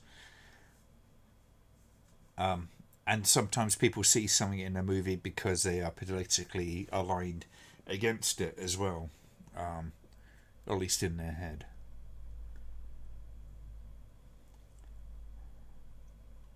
Now, you take something like Ghostbusters 2016, for instance. That film is not a political movie, and a lot of it isn't. A lot of the rhetoric around it was, though.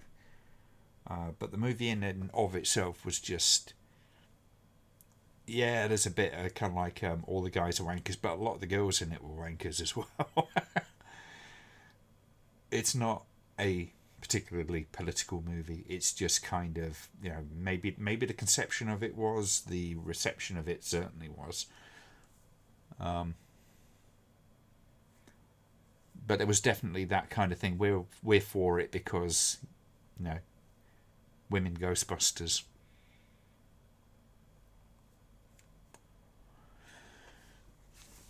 I haven't seen much of the new Ghostbusters thing. I haven't seen the new trailer. I'm just not sure if I want to. Mind you, I'm in that camp that goes. Ghostbusters 2 wasn't even that good.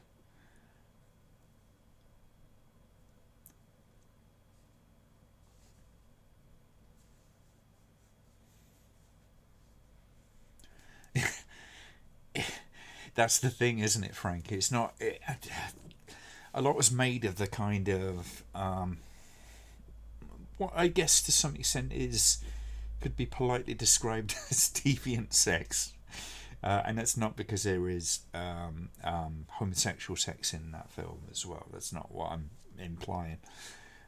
Sex in that film is not sex as most people would kind of describe it. It's sort of divorced. It has this act which has no humanity to it. You know, and the subjects of it tend to be kind of dehumanized and commodified.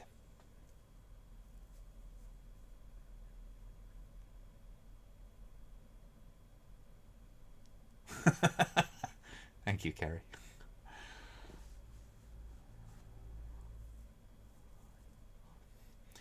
Is he putting creme de menthe into that body? He'll come back to life and be minty fresh.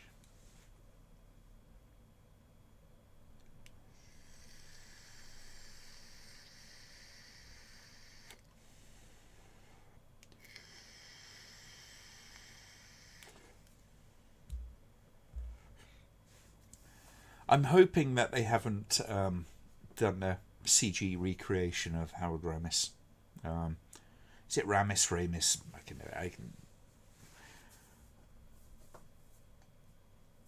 I have serious moral qualms with that kind of approach to filmmaking, where you just replace the actor who's no longer with us with the CG puppet. There is a bit of that, Frank.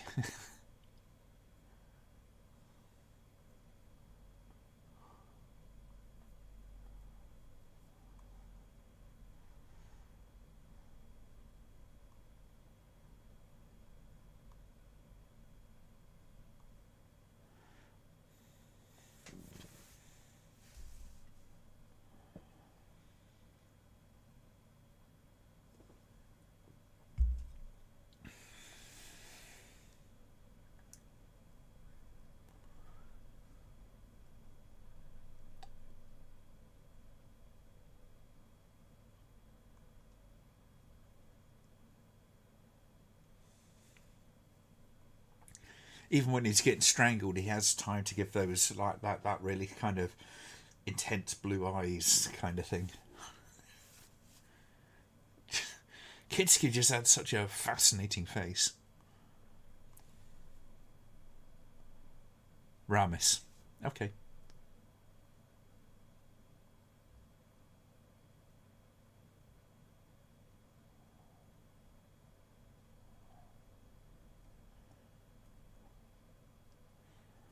I don't have a 3D TV.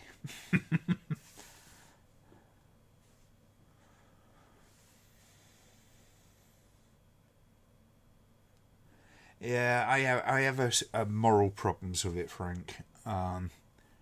Quite apart from anything else, I don't know that Peter Cushing would have wanted that. Plus the idea of taking an actor's craft and basically hijacking it and I don't know, it seems incredibly dishonest to me apart from anything else. But how could you say that, for instance, that would be the performance that he would have given? It seems very disrespectful to the actor's craft to go, well, this CG artist knows what they're doing, you know. And yes, there is a stand-in actor who does some of the work and that kind of thing, but even so, then it should be that other actor. I don't have a problem with them recasting under those circumstances, and I think that would be the more moral thing to do. And it does make me worry about kind of like the future of performance for the performer.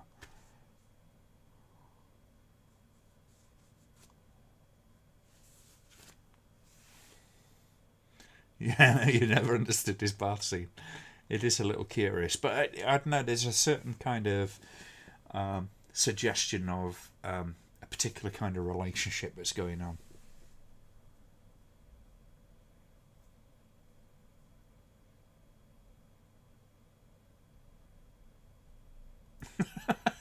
I would tend to agree, Richard. Yes, Simon, there are boobs, and it is good.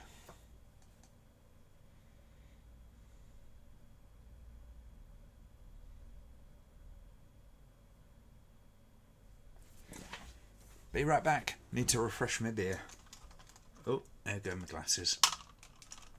There we go.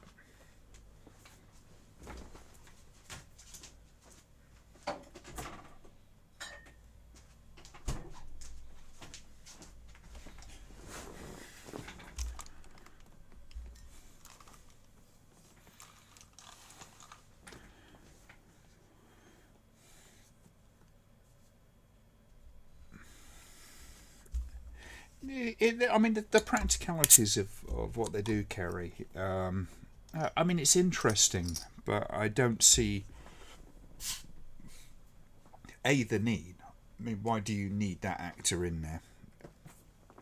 People have accepted that kind of swapping out of actors for certain roles on plenty of occasions. I mean, like for the Solo film, for instance, they got a different actor to play the young Solo. They didn't just digitally de-age Harrison Ford, as a for instance. So I'm not quite sure why they did the thing with the Peter Cushing. I think they just did it because they could.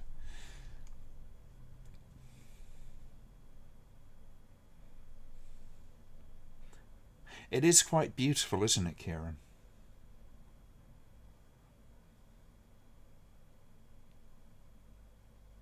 There's something about that really kind of soft 1970s colour, and the focus just being kind of slightly misty. And the editing is I don't know, it has that slight touch of Nicholas Rogue, doesn't it? Solo was crap. There was a lot of crap in it.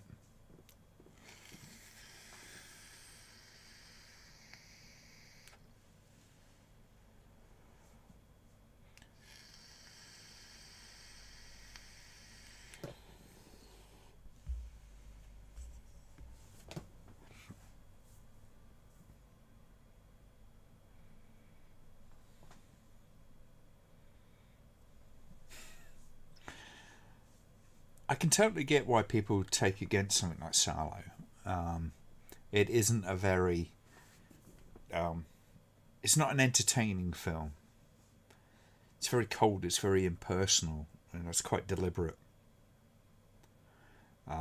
So, I mean, I struggle to say I find it a fun film to watch. I tend to watch it with purpose.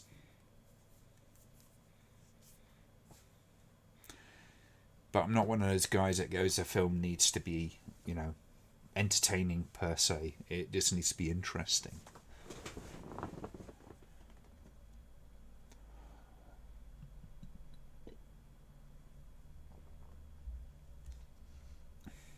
Oh, Solo.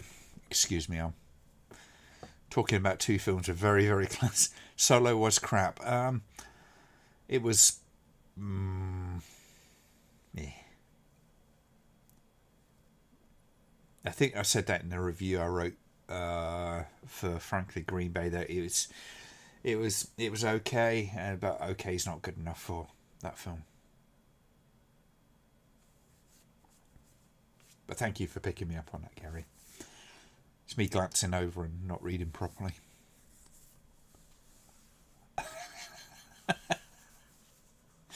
I wasn't the only one, apparently.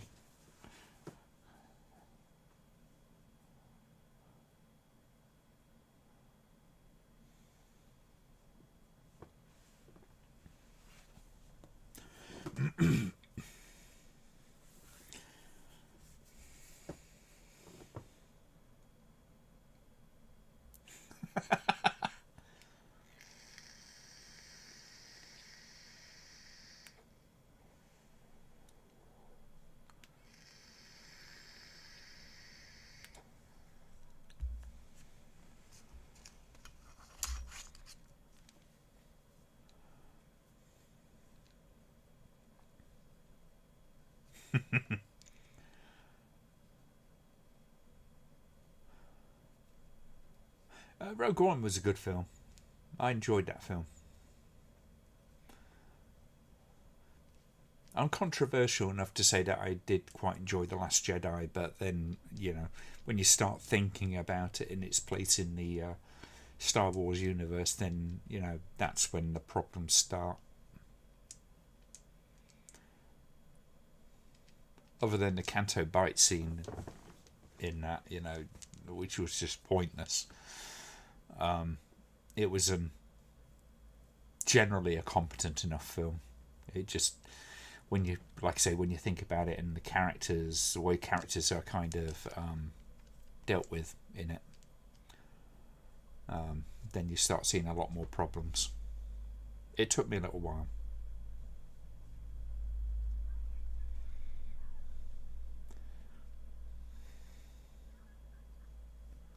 Sorry, I'm playing with a screwdriver.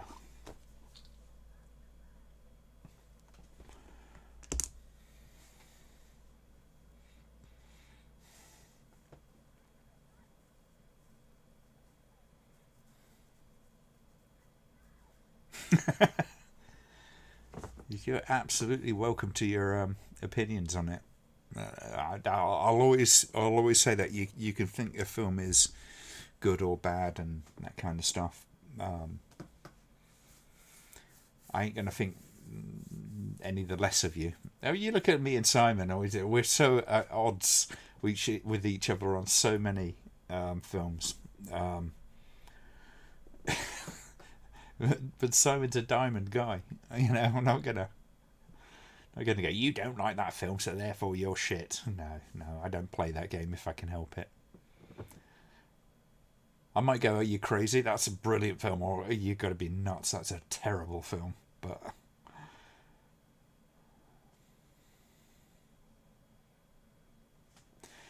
Tom Six comes across as an edgy tryhard to me. Yeah, he has that element to him. Get out the road, little pig.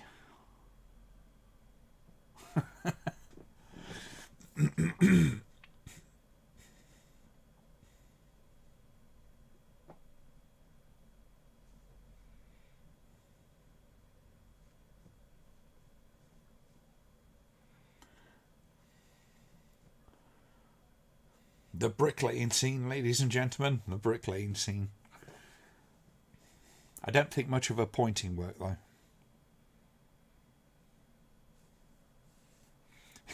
So I was on the same page on that one. Yeah, I know you are, Frank.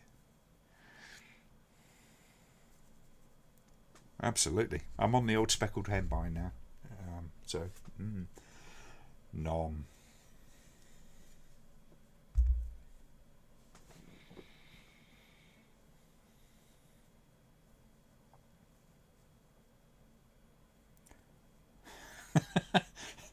So when he gets back and she's built an entire extension to the house.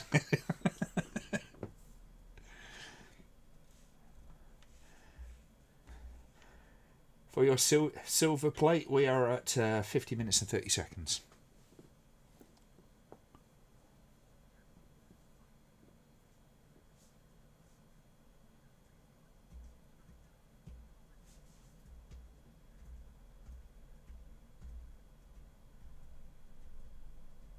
It's like she put up a wall between us.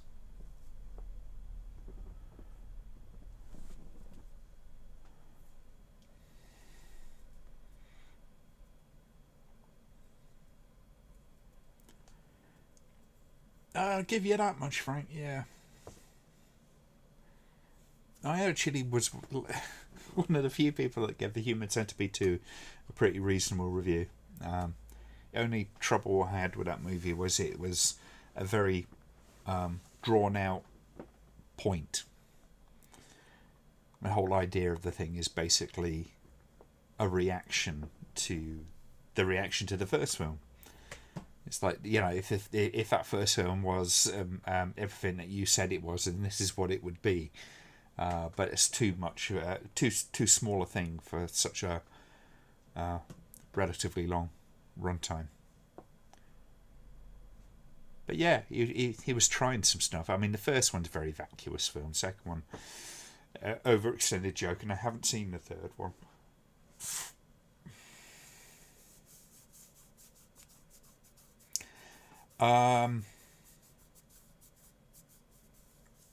I can't remember which one it was, but it got taken down by Ilona Six, Tom Six's sister. So it's not available anymore.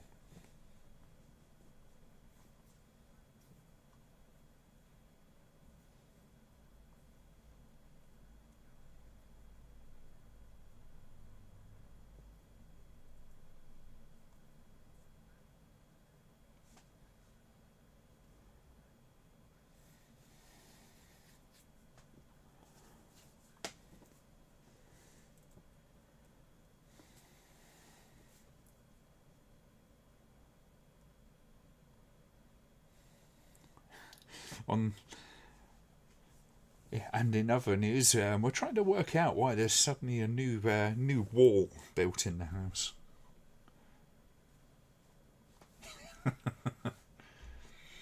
It's always great, isn't it? Like, you know, they had clothing specifically for smoking in.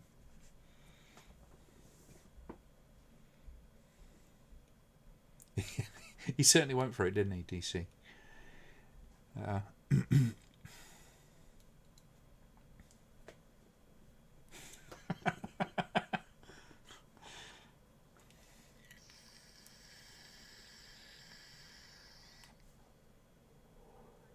This is where they play Iron Maiden.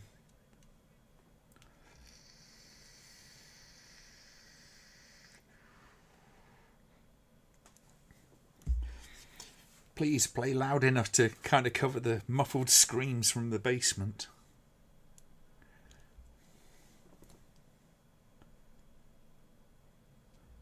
Oh, it's an interesting point, Kira. No, it is. It is kind of like a lot of the Italian films from the time where they had that sort of much more, not muted but non-exaggerated colour, like you say. Except Tom Hiddleston.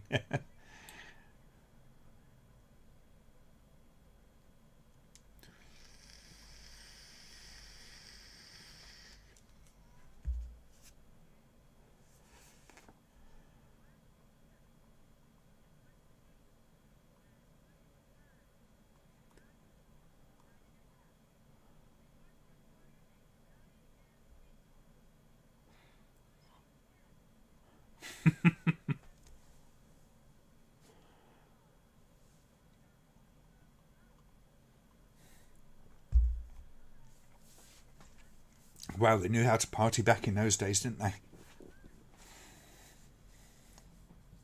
It's 2 weeks before they had Sky installed.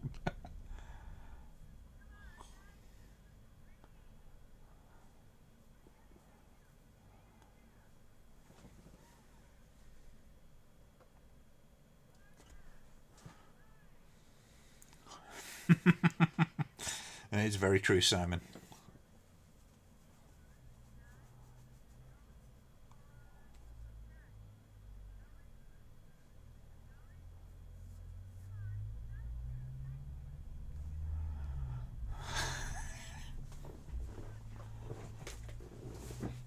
It's an interesting choice of like shots and lenses. They've got these wide angle lenses and stuff going on. It's one of the things about this. It does have that kind of like we said in the description of this, has that sort of dreamlike kind of aesthetic going to it.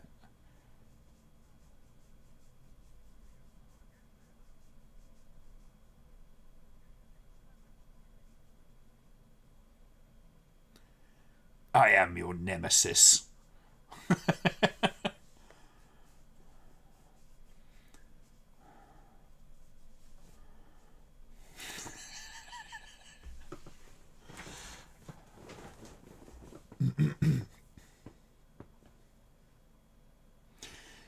Clearly didn't figure on the sledgehammer that was in the room.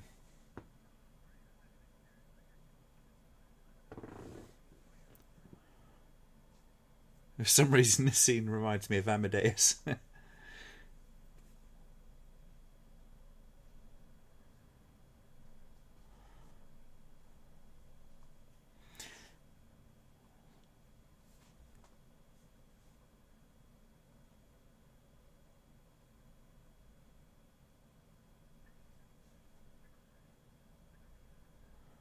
Oh, renovation scene.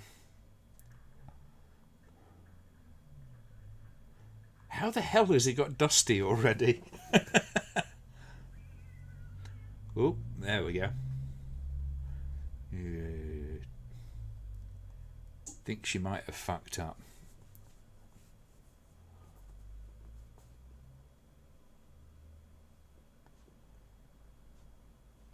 Plot at a back door, yes.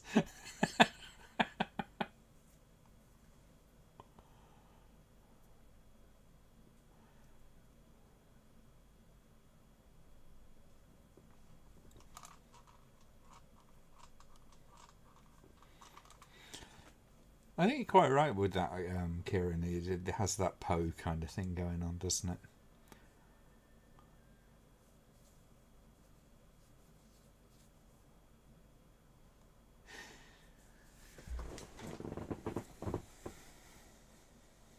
What is it with Italian movies and cat scares?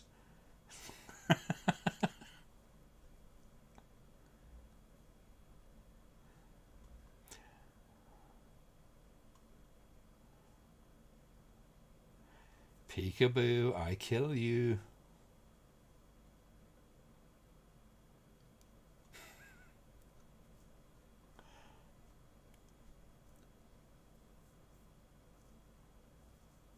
I have to say, so far, this has been a great recommendation. I think this film's great.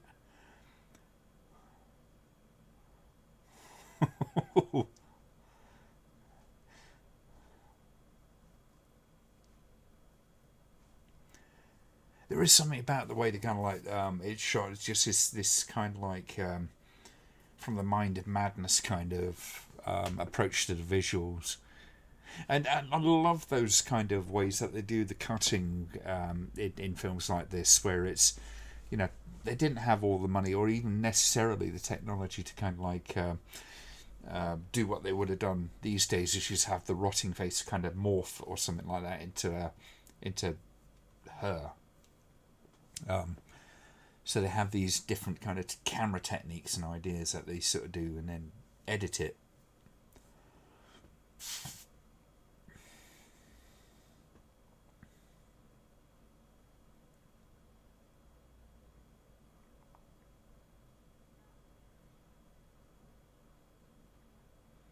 Yeah, I know you said that ages ago, Kieran.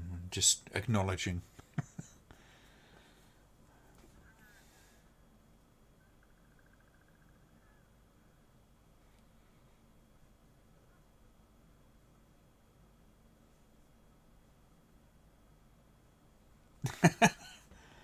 You think they preemptively ripped it off, Frank?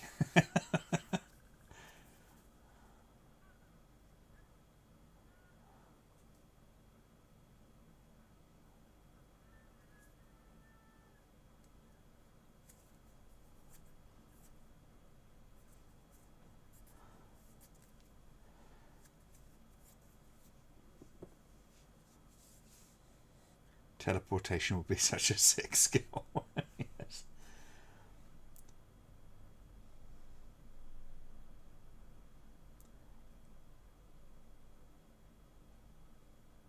She slipped on the jam.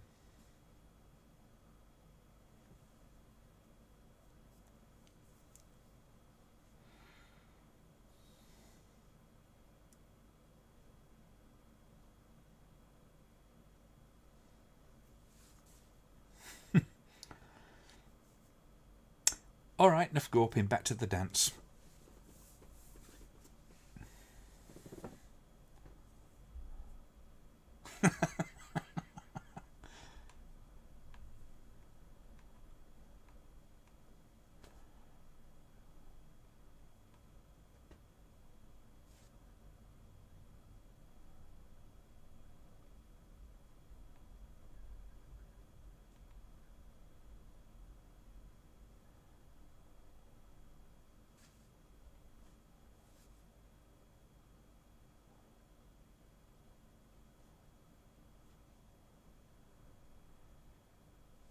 I blame the cat.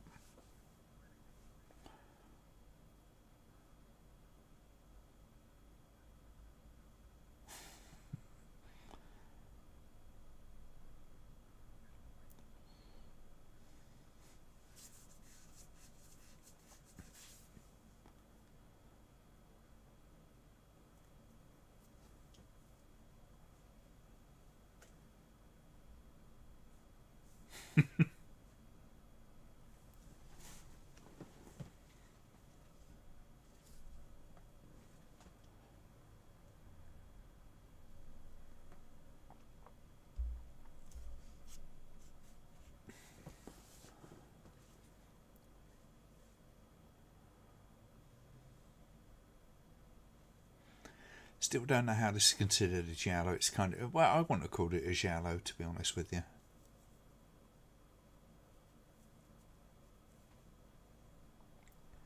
There's no black gloves, and it's a supernatural thing rather than a murder mystery.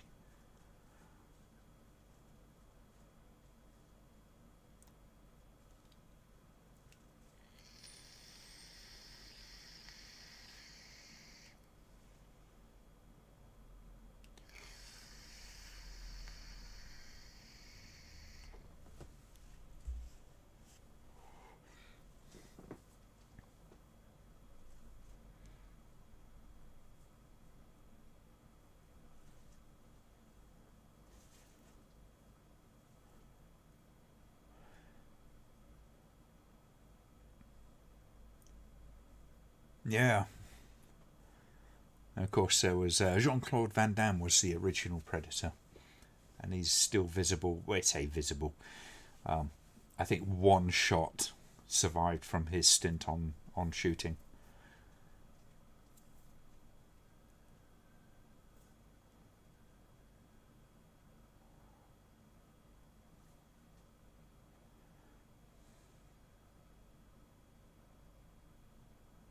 Kevin Peter Hall did Harry and Henderson's. He was, yeah, apart from other things.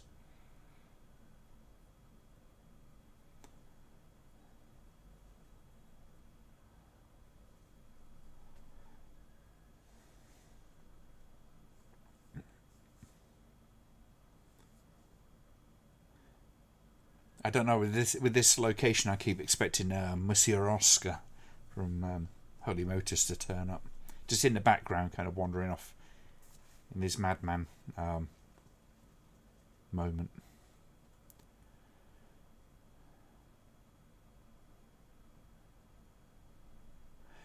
The shot that I'm thinking of is the one where they look up into the trees and they see the eyes flash. If you look at it, it's they're very oval eyes.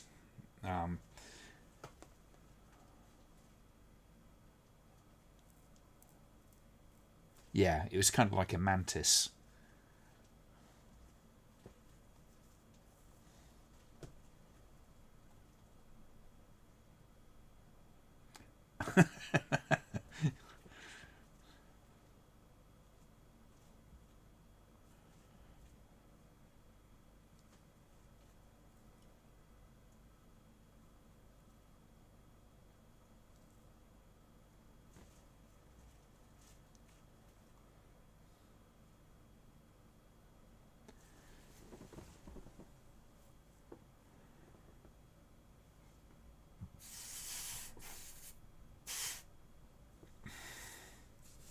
See, the funny thing about when Van Damme was doing it, the suit was never meant to be seen.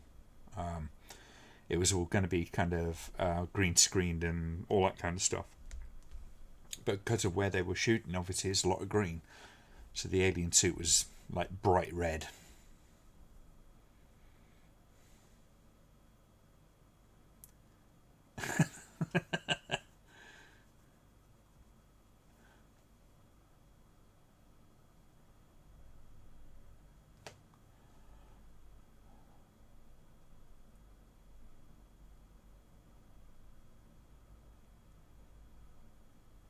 It's quite possible, Pete. Kinski was known for being very difficult to work with.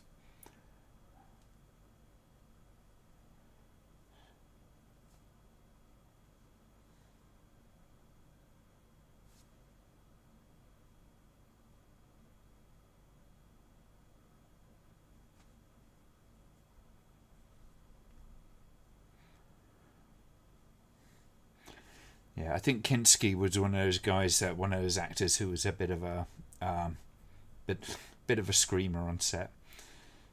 If he didn't get things his own way, then he'd kick off. Like I say, great actor, but not necessarily a great person to be around.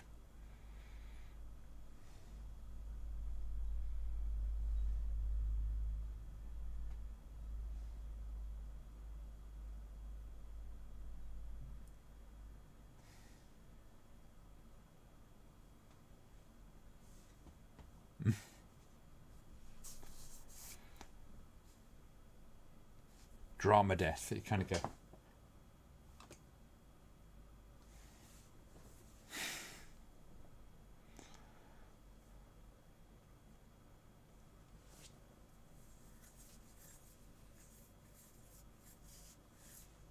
I don't know, Blue Iris.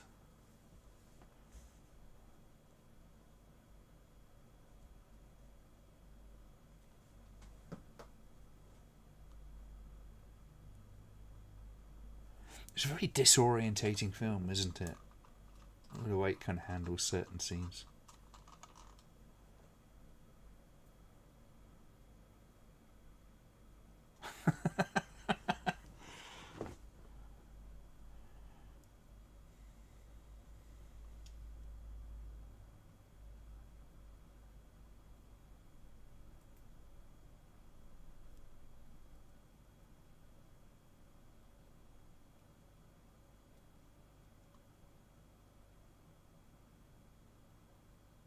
See, that looks like the that actually does look like the cemetery in France that they shot Holy Motors in, which is where Jim Morrison of the Doors was buried, amongst others. Very high-profile names. I don't know if that was it. Probably isn't, but it kind of looks like it. Probably any man with a bicep in his face.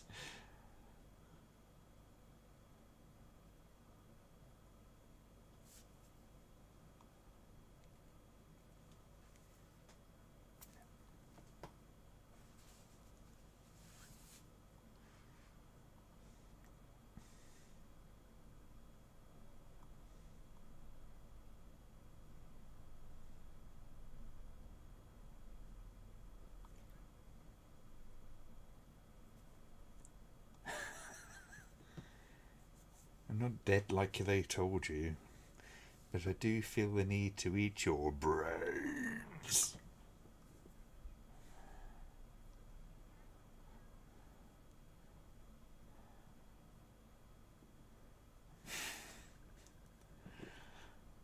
Definitely needs a little oil of Ulay.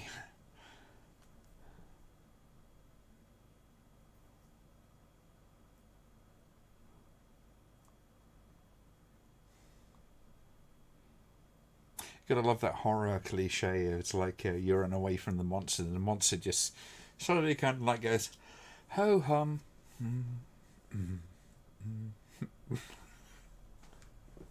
She ain't getting away. She's creepy as fuck in this, though, isn't she? Gotta give her a credit as an actress on that one.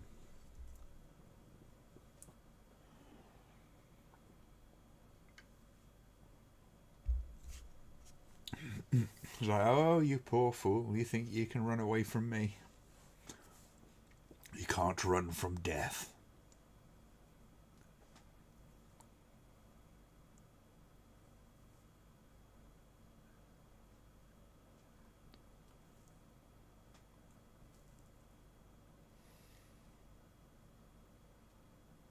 Well, I'll pull that focus.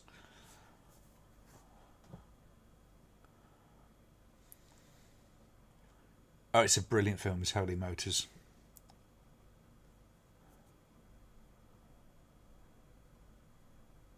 Ah.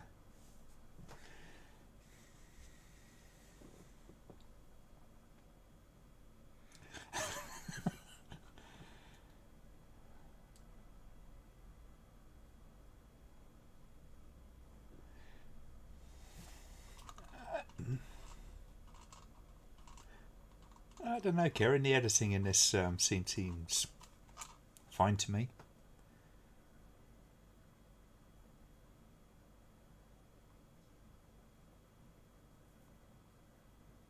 It's weirdly calm. I mean, maybe that's what you're picking up on. And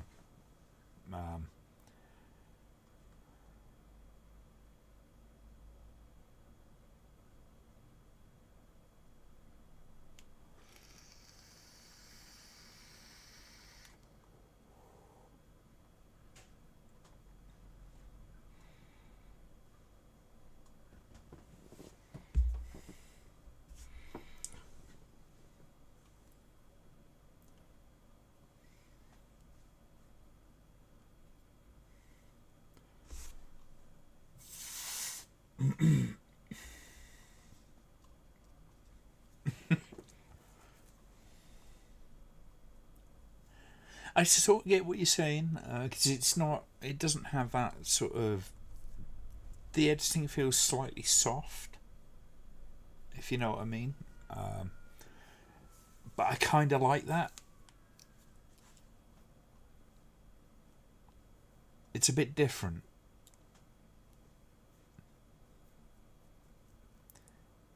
I don't think it's bad. It's probably just not what you would normally expect. And maybe I mean, the music is very soft on this thing. It's not it's not as kind of dynamic when it comes to the sort of sound end of things.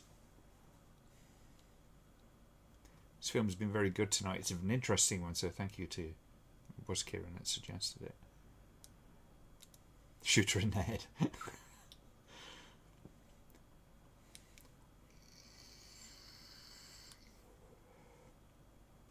Could have done with the tall man being in that scene, though, couldn't it? Yeah, followed around the graves by a metal ball, flying ball. God, Jason and Foo acting coming around.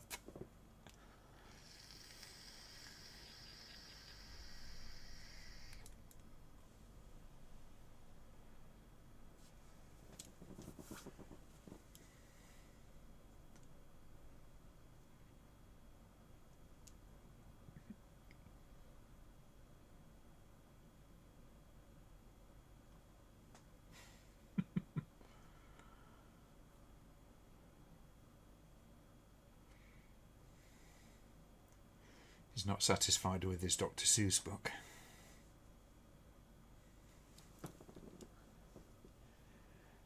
How do I sleep knowing that he doesn't like green egg and ham?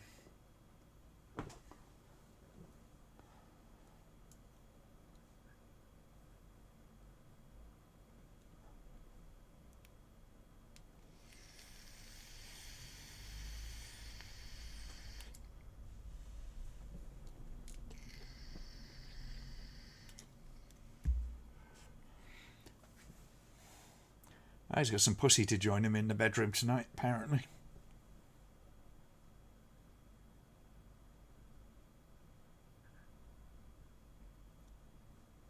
Spookagram.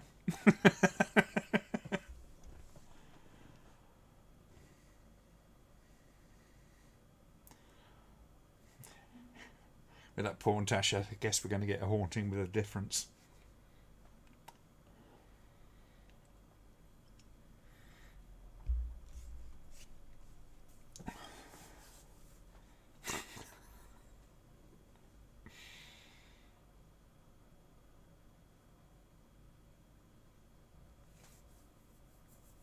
It was the 70s, they were worse thing than moustaches.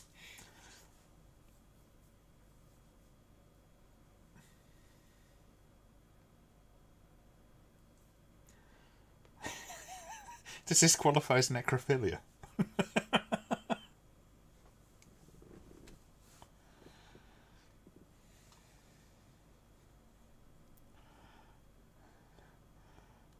What is that smell you got on tonight, darling? Is it rotting meat?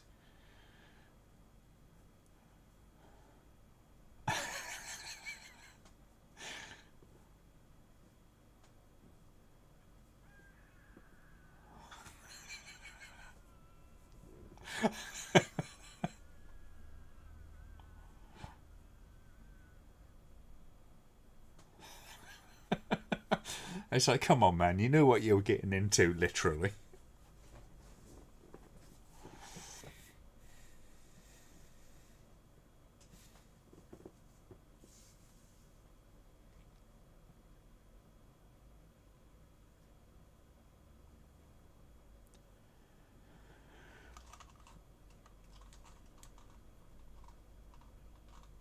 Yeah, worst cock block ever. Yes.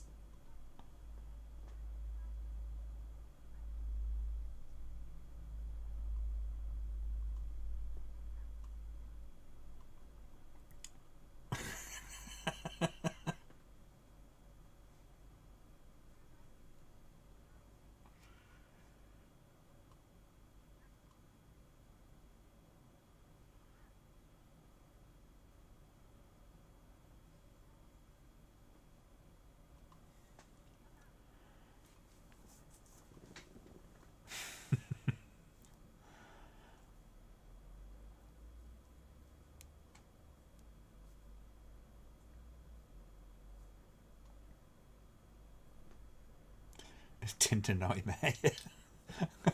Quick, swipe left, swipe left.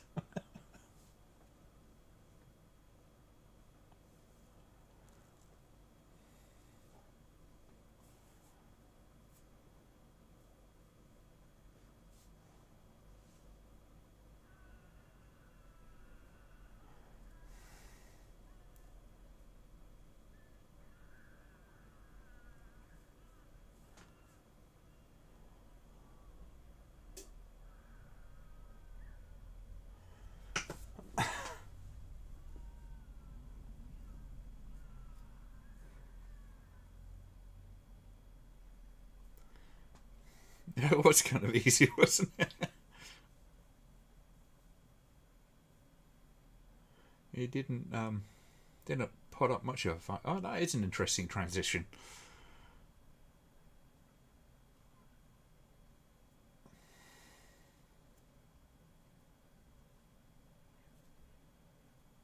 He died terrified, but with a huge boner.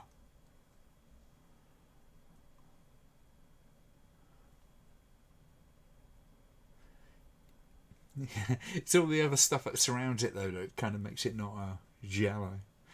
That was about the most giallo thing was the use of a razor.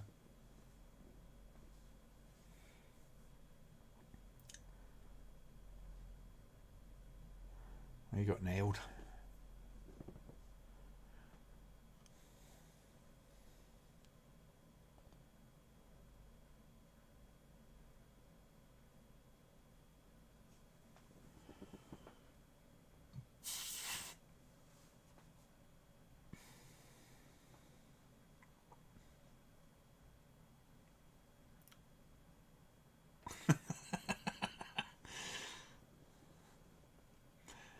It is one of my favourite out of context lines in any film ever, Frank. Quite why I used it at the end of the Nasties montage that I did on the finale.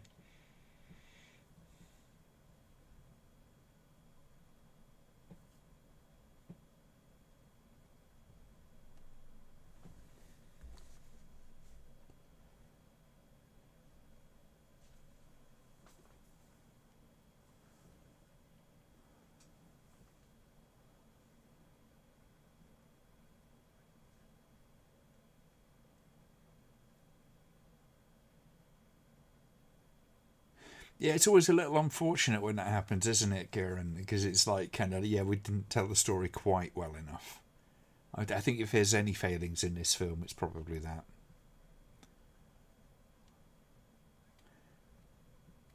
I'd have to watch it kind of closely and again, and to see whether or not this stuff is actually particularly necessary.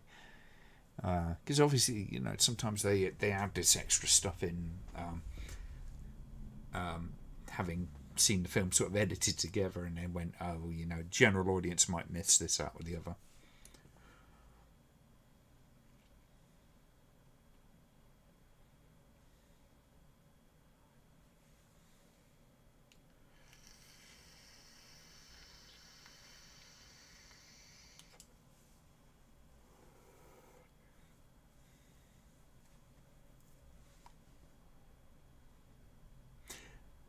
Yes.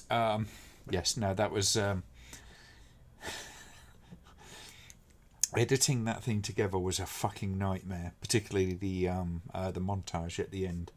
It literally nearly blew my computer up. I'm not exaggerating. My computer was dying doing that. And when I went to do the final render, I dropped it on there, but I'd got it repeated, and yeah, so that was a fuck up. But it's basically because my computer was really dying that I didn't catch it. I was just desperately trying to get the damn thing to work. Suggest rewatching this without the stream, of course. Some plot points are confusing, but otherwise it's great atmospheric mystery horror. I will do. I will do. And thank you for the suggestion of this. This has been great. Angry pussy. Yes.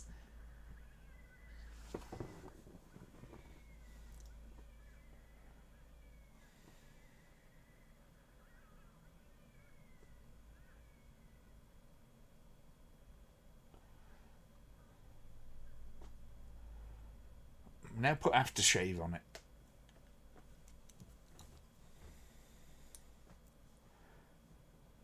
Please turn up and go, he had a shaving accident.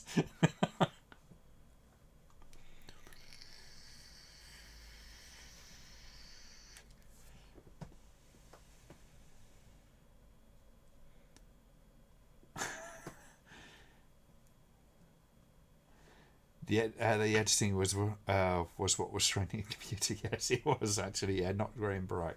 Can't blame him for that.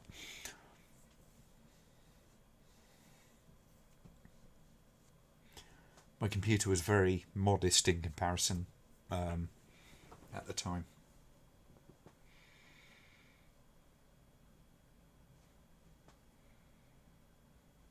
But yeah, that's the closest I've ever come to having my computer blow up due to work. It got to the point that I was editing it together, and every time I closed down the editing software, it was like it was a struggle to get it back up again. Every time I tried to start the thing up, it would load the project up and then it would crash. So it was like I nearly lost literally a year and a half's worth of work.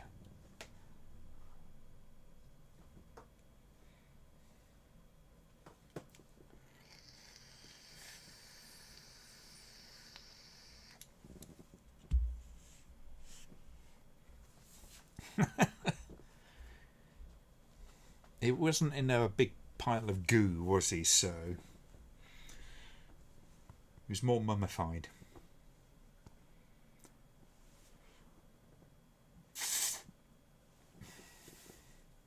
Oh, she's Jesus.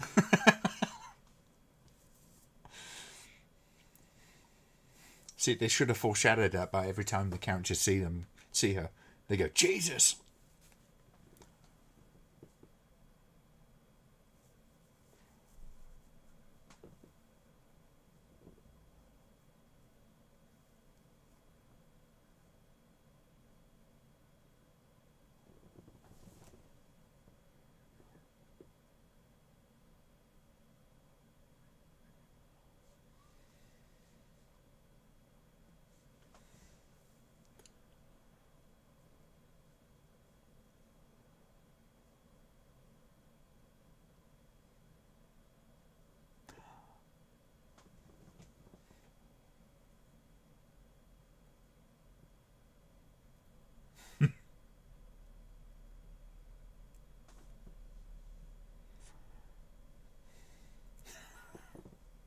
Now, Granny Wheelchair, what have you been up to?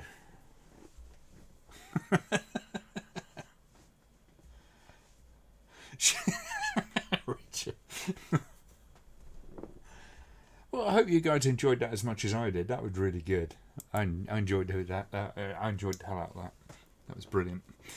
So, does it come with chips and a drink?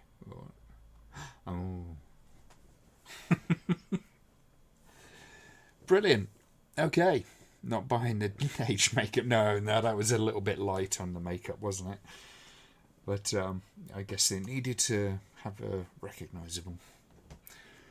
Anyhow, let's start wrapping things up. Like I say, it's going to be probably Christmas that I do the next stream. Apologies for such a huge gap. It's just going to be how it is, unfortunately, because otherwise I will probably look like one of those corpses in the film that we just watched. If I did force myself in front of a camera, which I'm sure none of you particularly need to see. So, convinced it's D'Amato's strongest. It's one of the strongest I've seen so far, if not the strongest. Well, yeah, definitely the strongest I've seen so far. I would like to see if there's any other good examples as well. But that was really good. It was a great suggestion. But like I say, anyway, Christmas. Let's get some suggestions on Ramble-Aholics for the Christmas stream. I will be working my ass off up until then.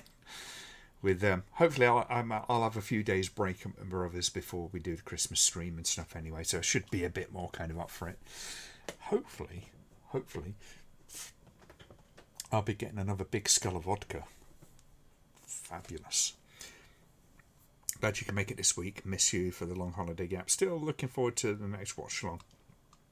Well, like I say, probably Christmas Eve. I think that will be when I do it. So hopefully we'll see as many of you as possible, and we'll have some. We'll probably make it a double bill. Have a couple of good films to watch, and yeah, we might even make it themed. The skull. Yeah, the one I want to get is actually the Aurora. So it's a kind of metallized glass. It's kind of iridescent sort of thing. Really cool. But I've got to see. I'm working lots of overtime anyway, so I should be able to afford it. Right. Okay, I'm going to say good night, folks, and I'll see you in the Ramble-Aholics at some point soon, I imagine. If you're not part of the Ramble-Aholics, and you have to... I don't know if you have to friend me anymore. Somebody seemed to manage to friend me on there and isn't a friend on regular Facebook, but you might have to friend me on Facebook if you want to join in that group. But if you do, send me a message and I'll add you in. All that good stuff. And, it's a nice little community over there. So, yeah, should be fun. I will see you next time. Have a lovely few weeks until I see you next. Look after yourselves and stay well, safe and healthy. Take care, folks.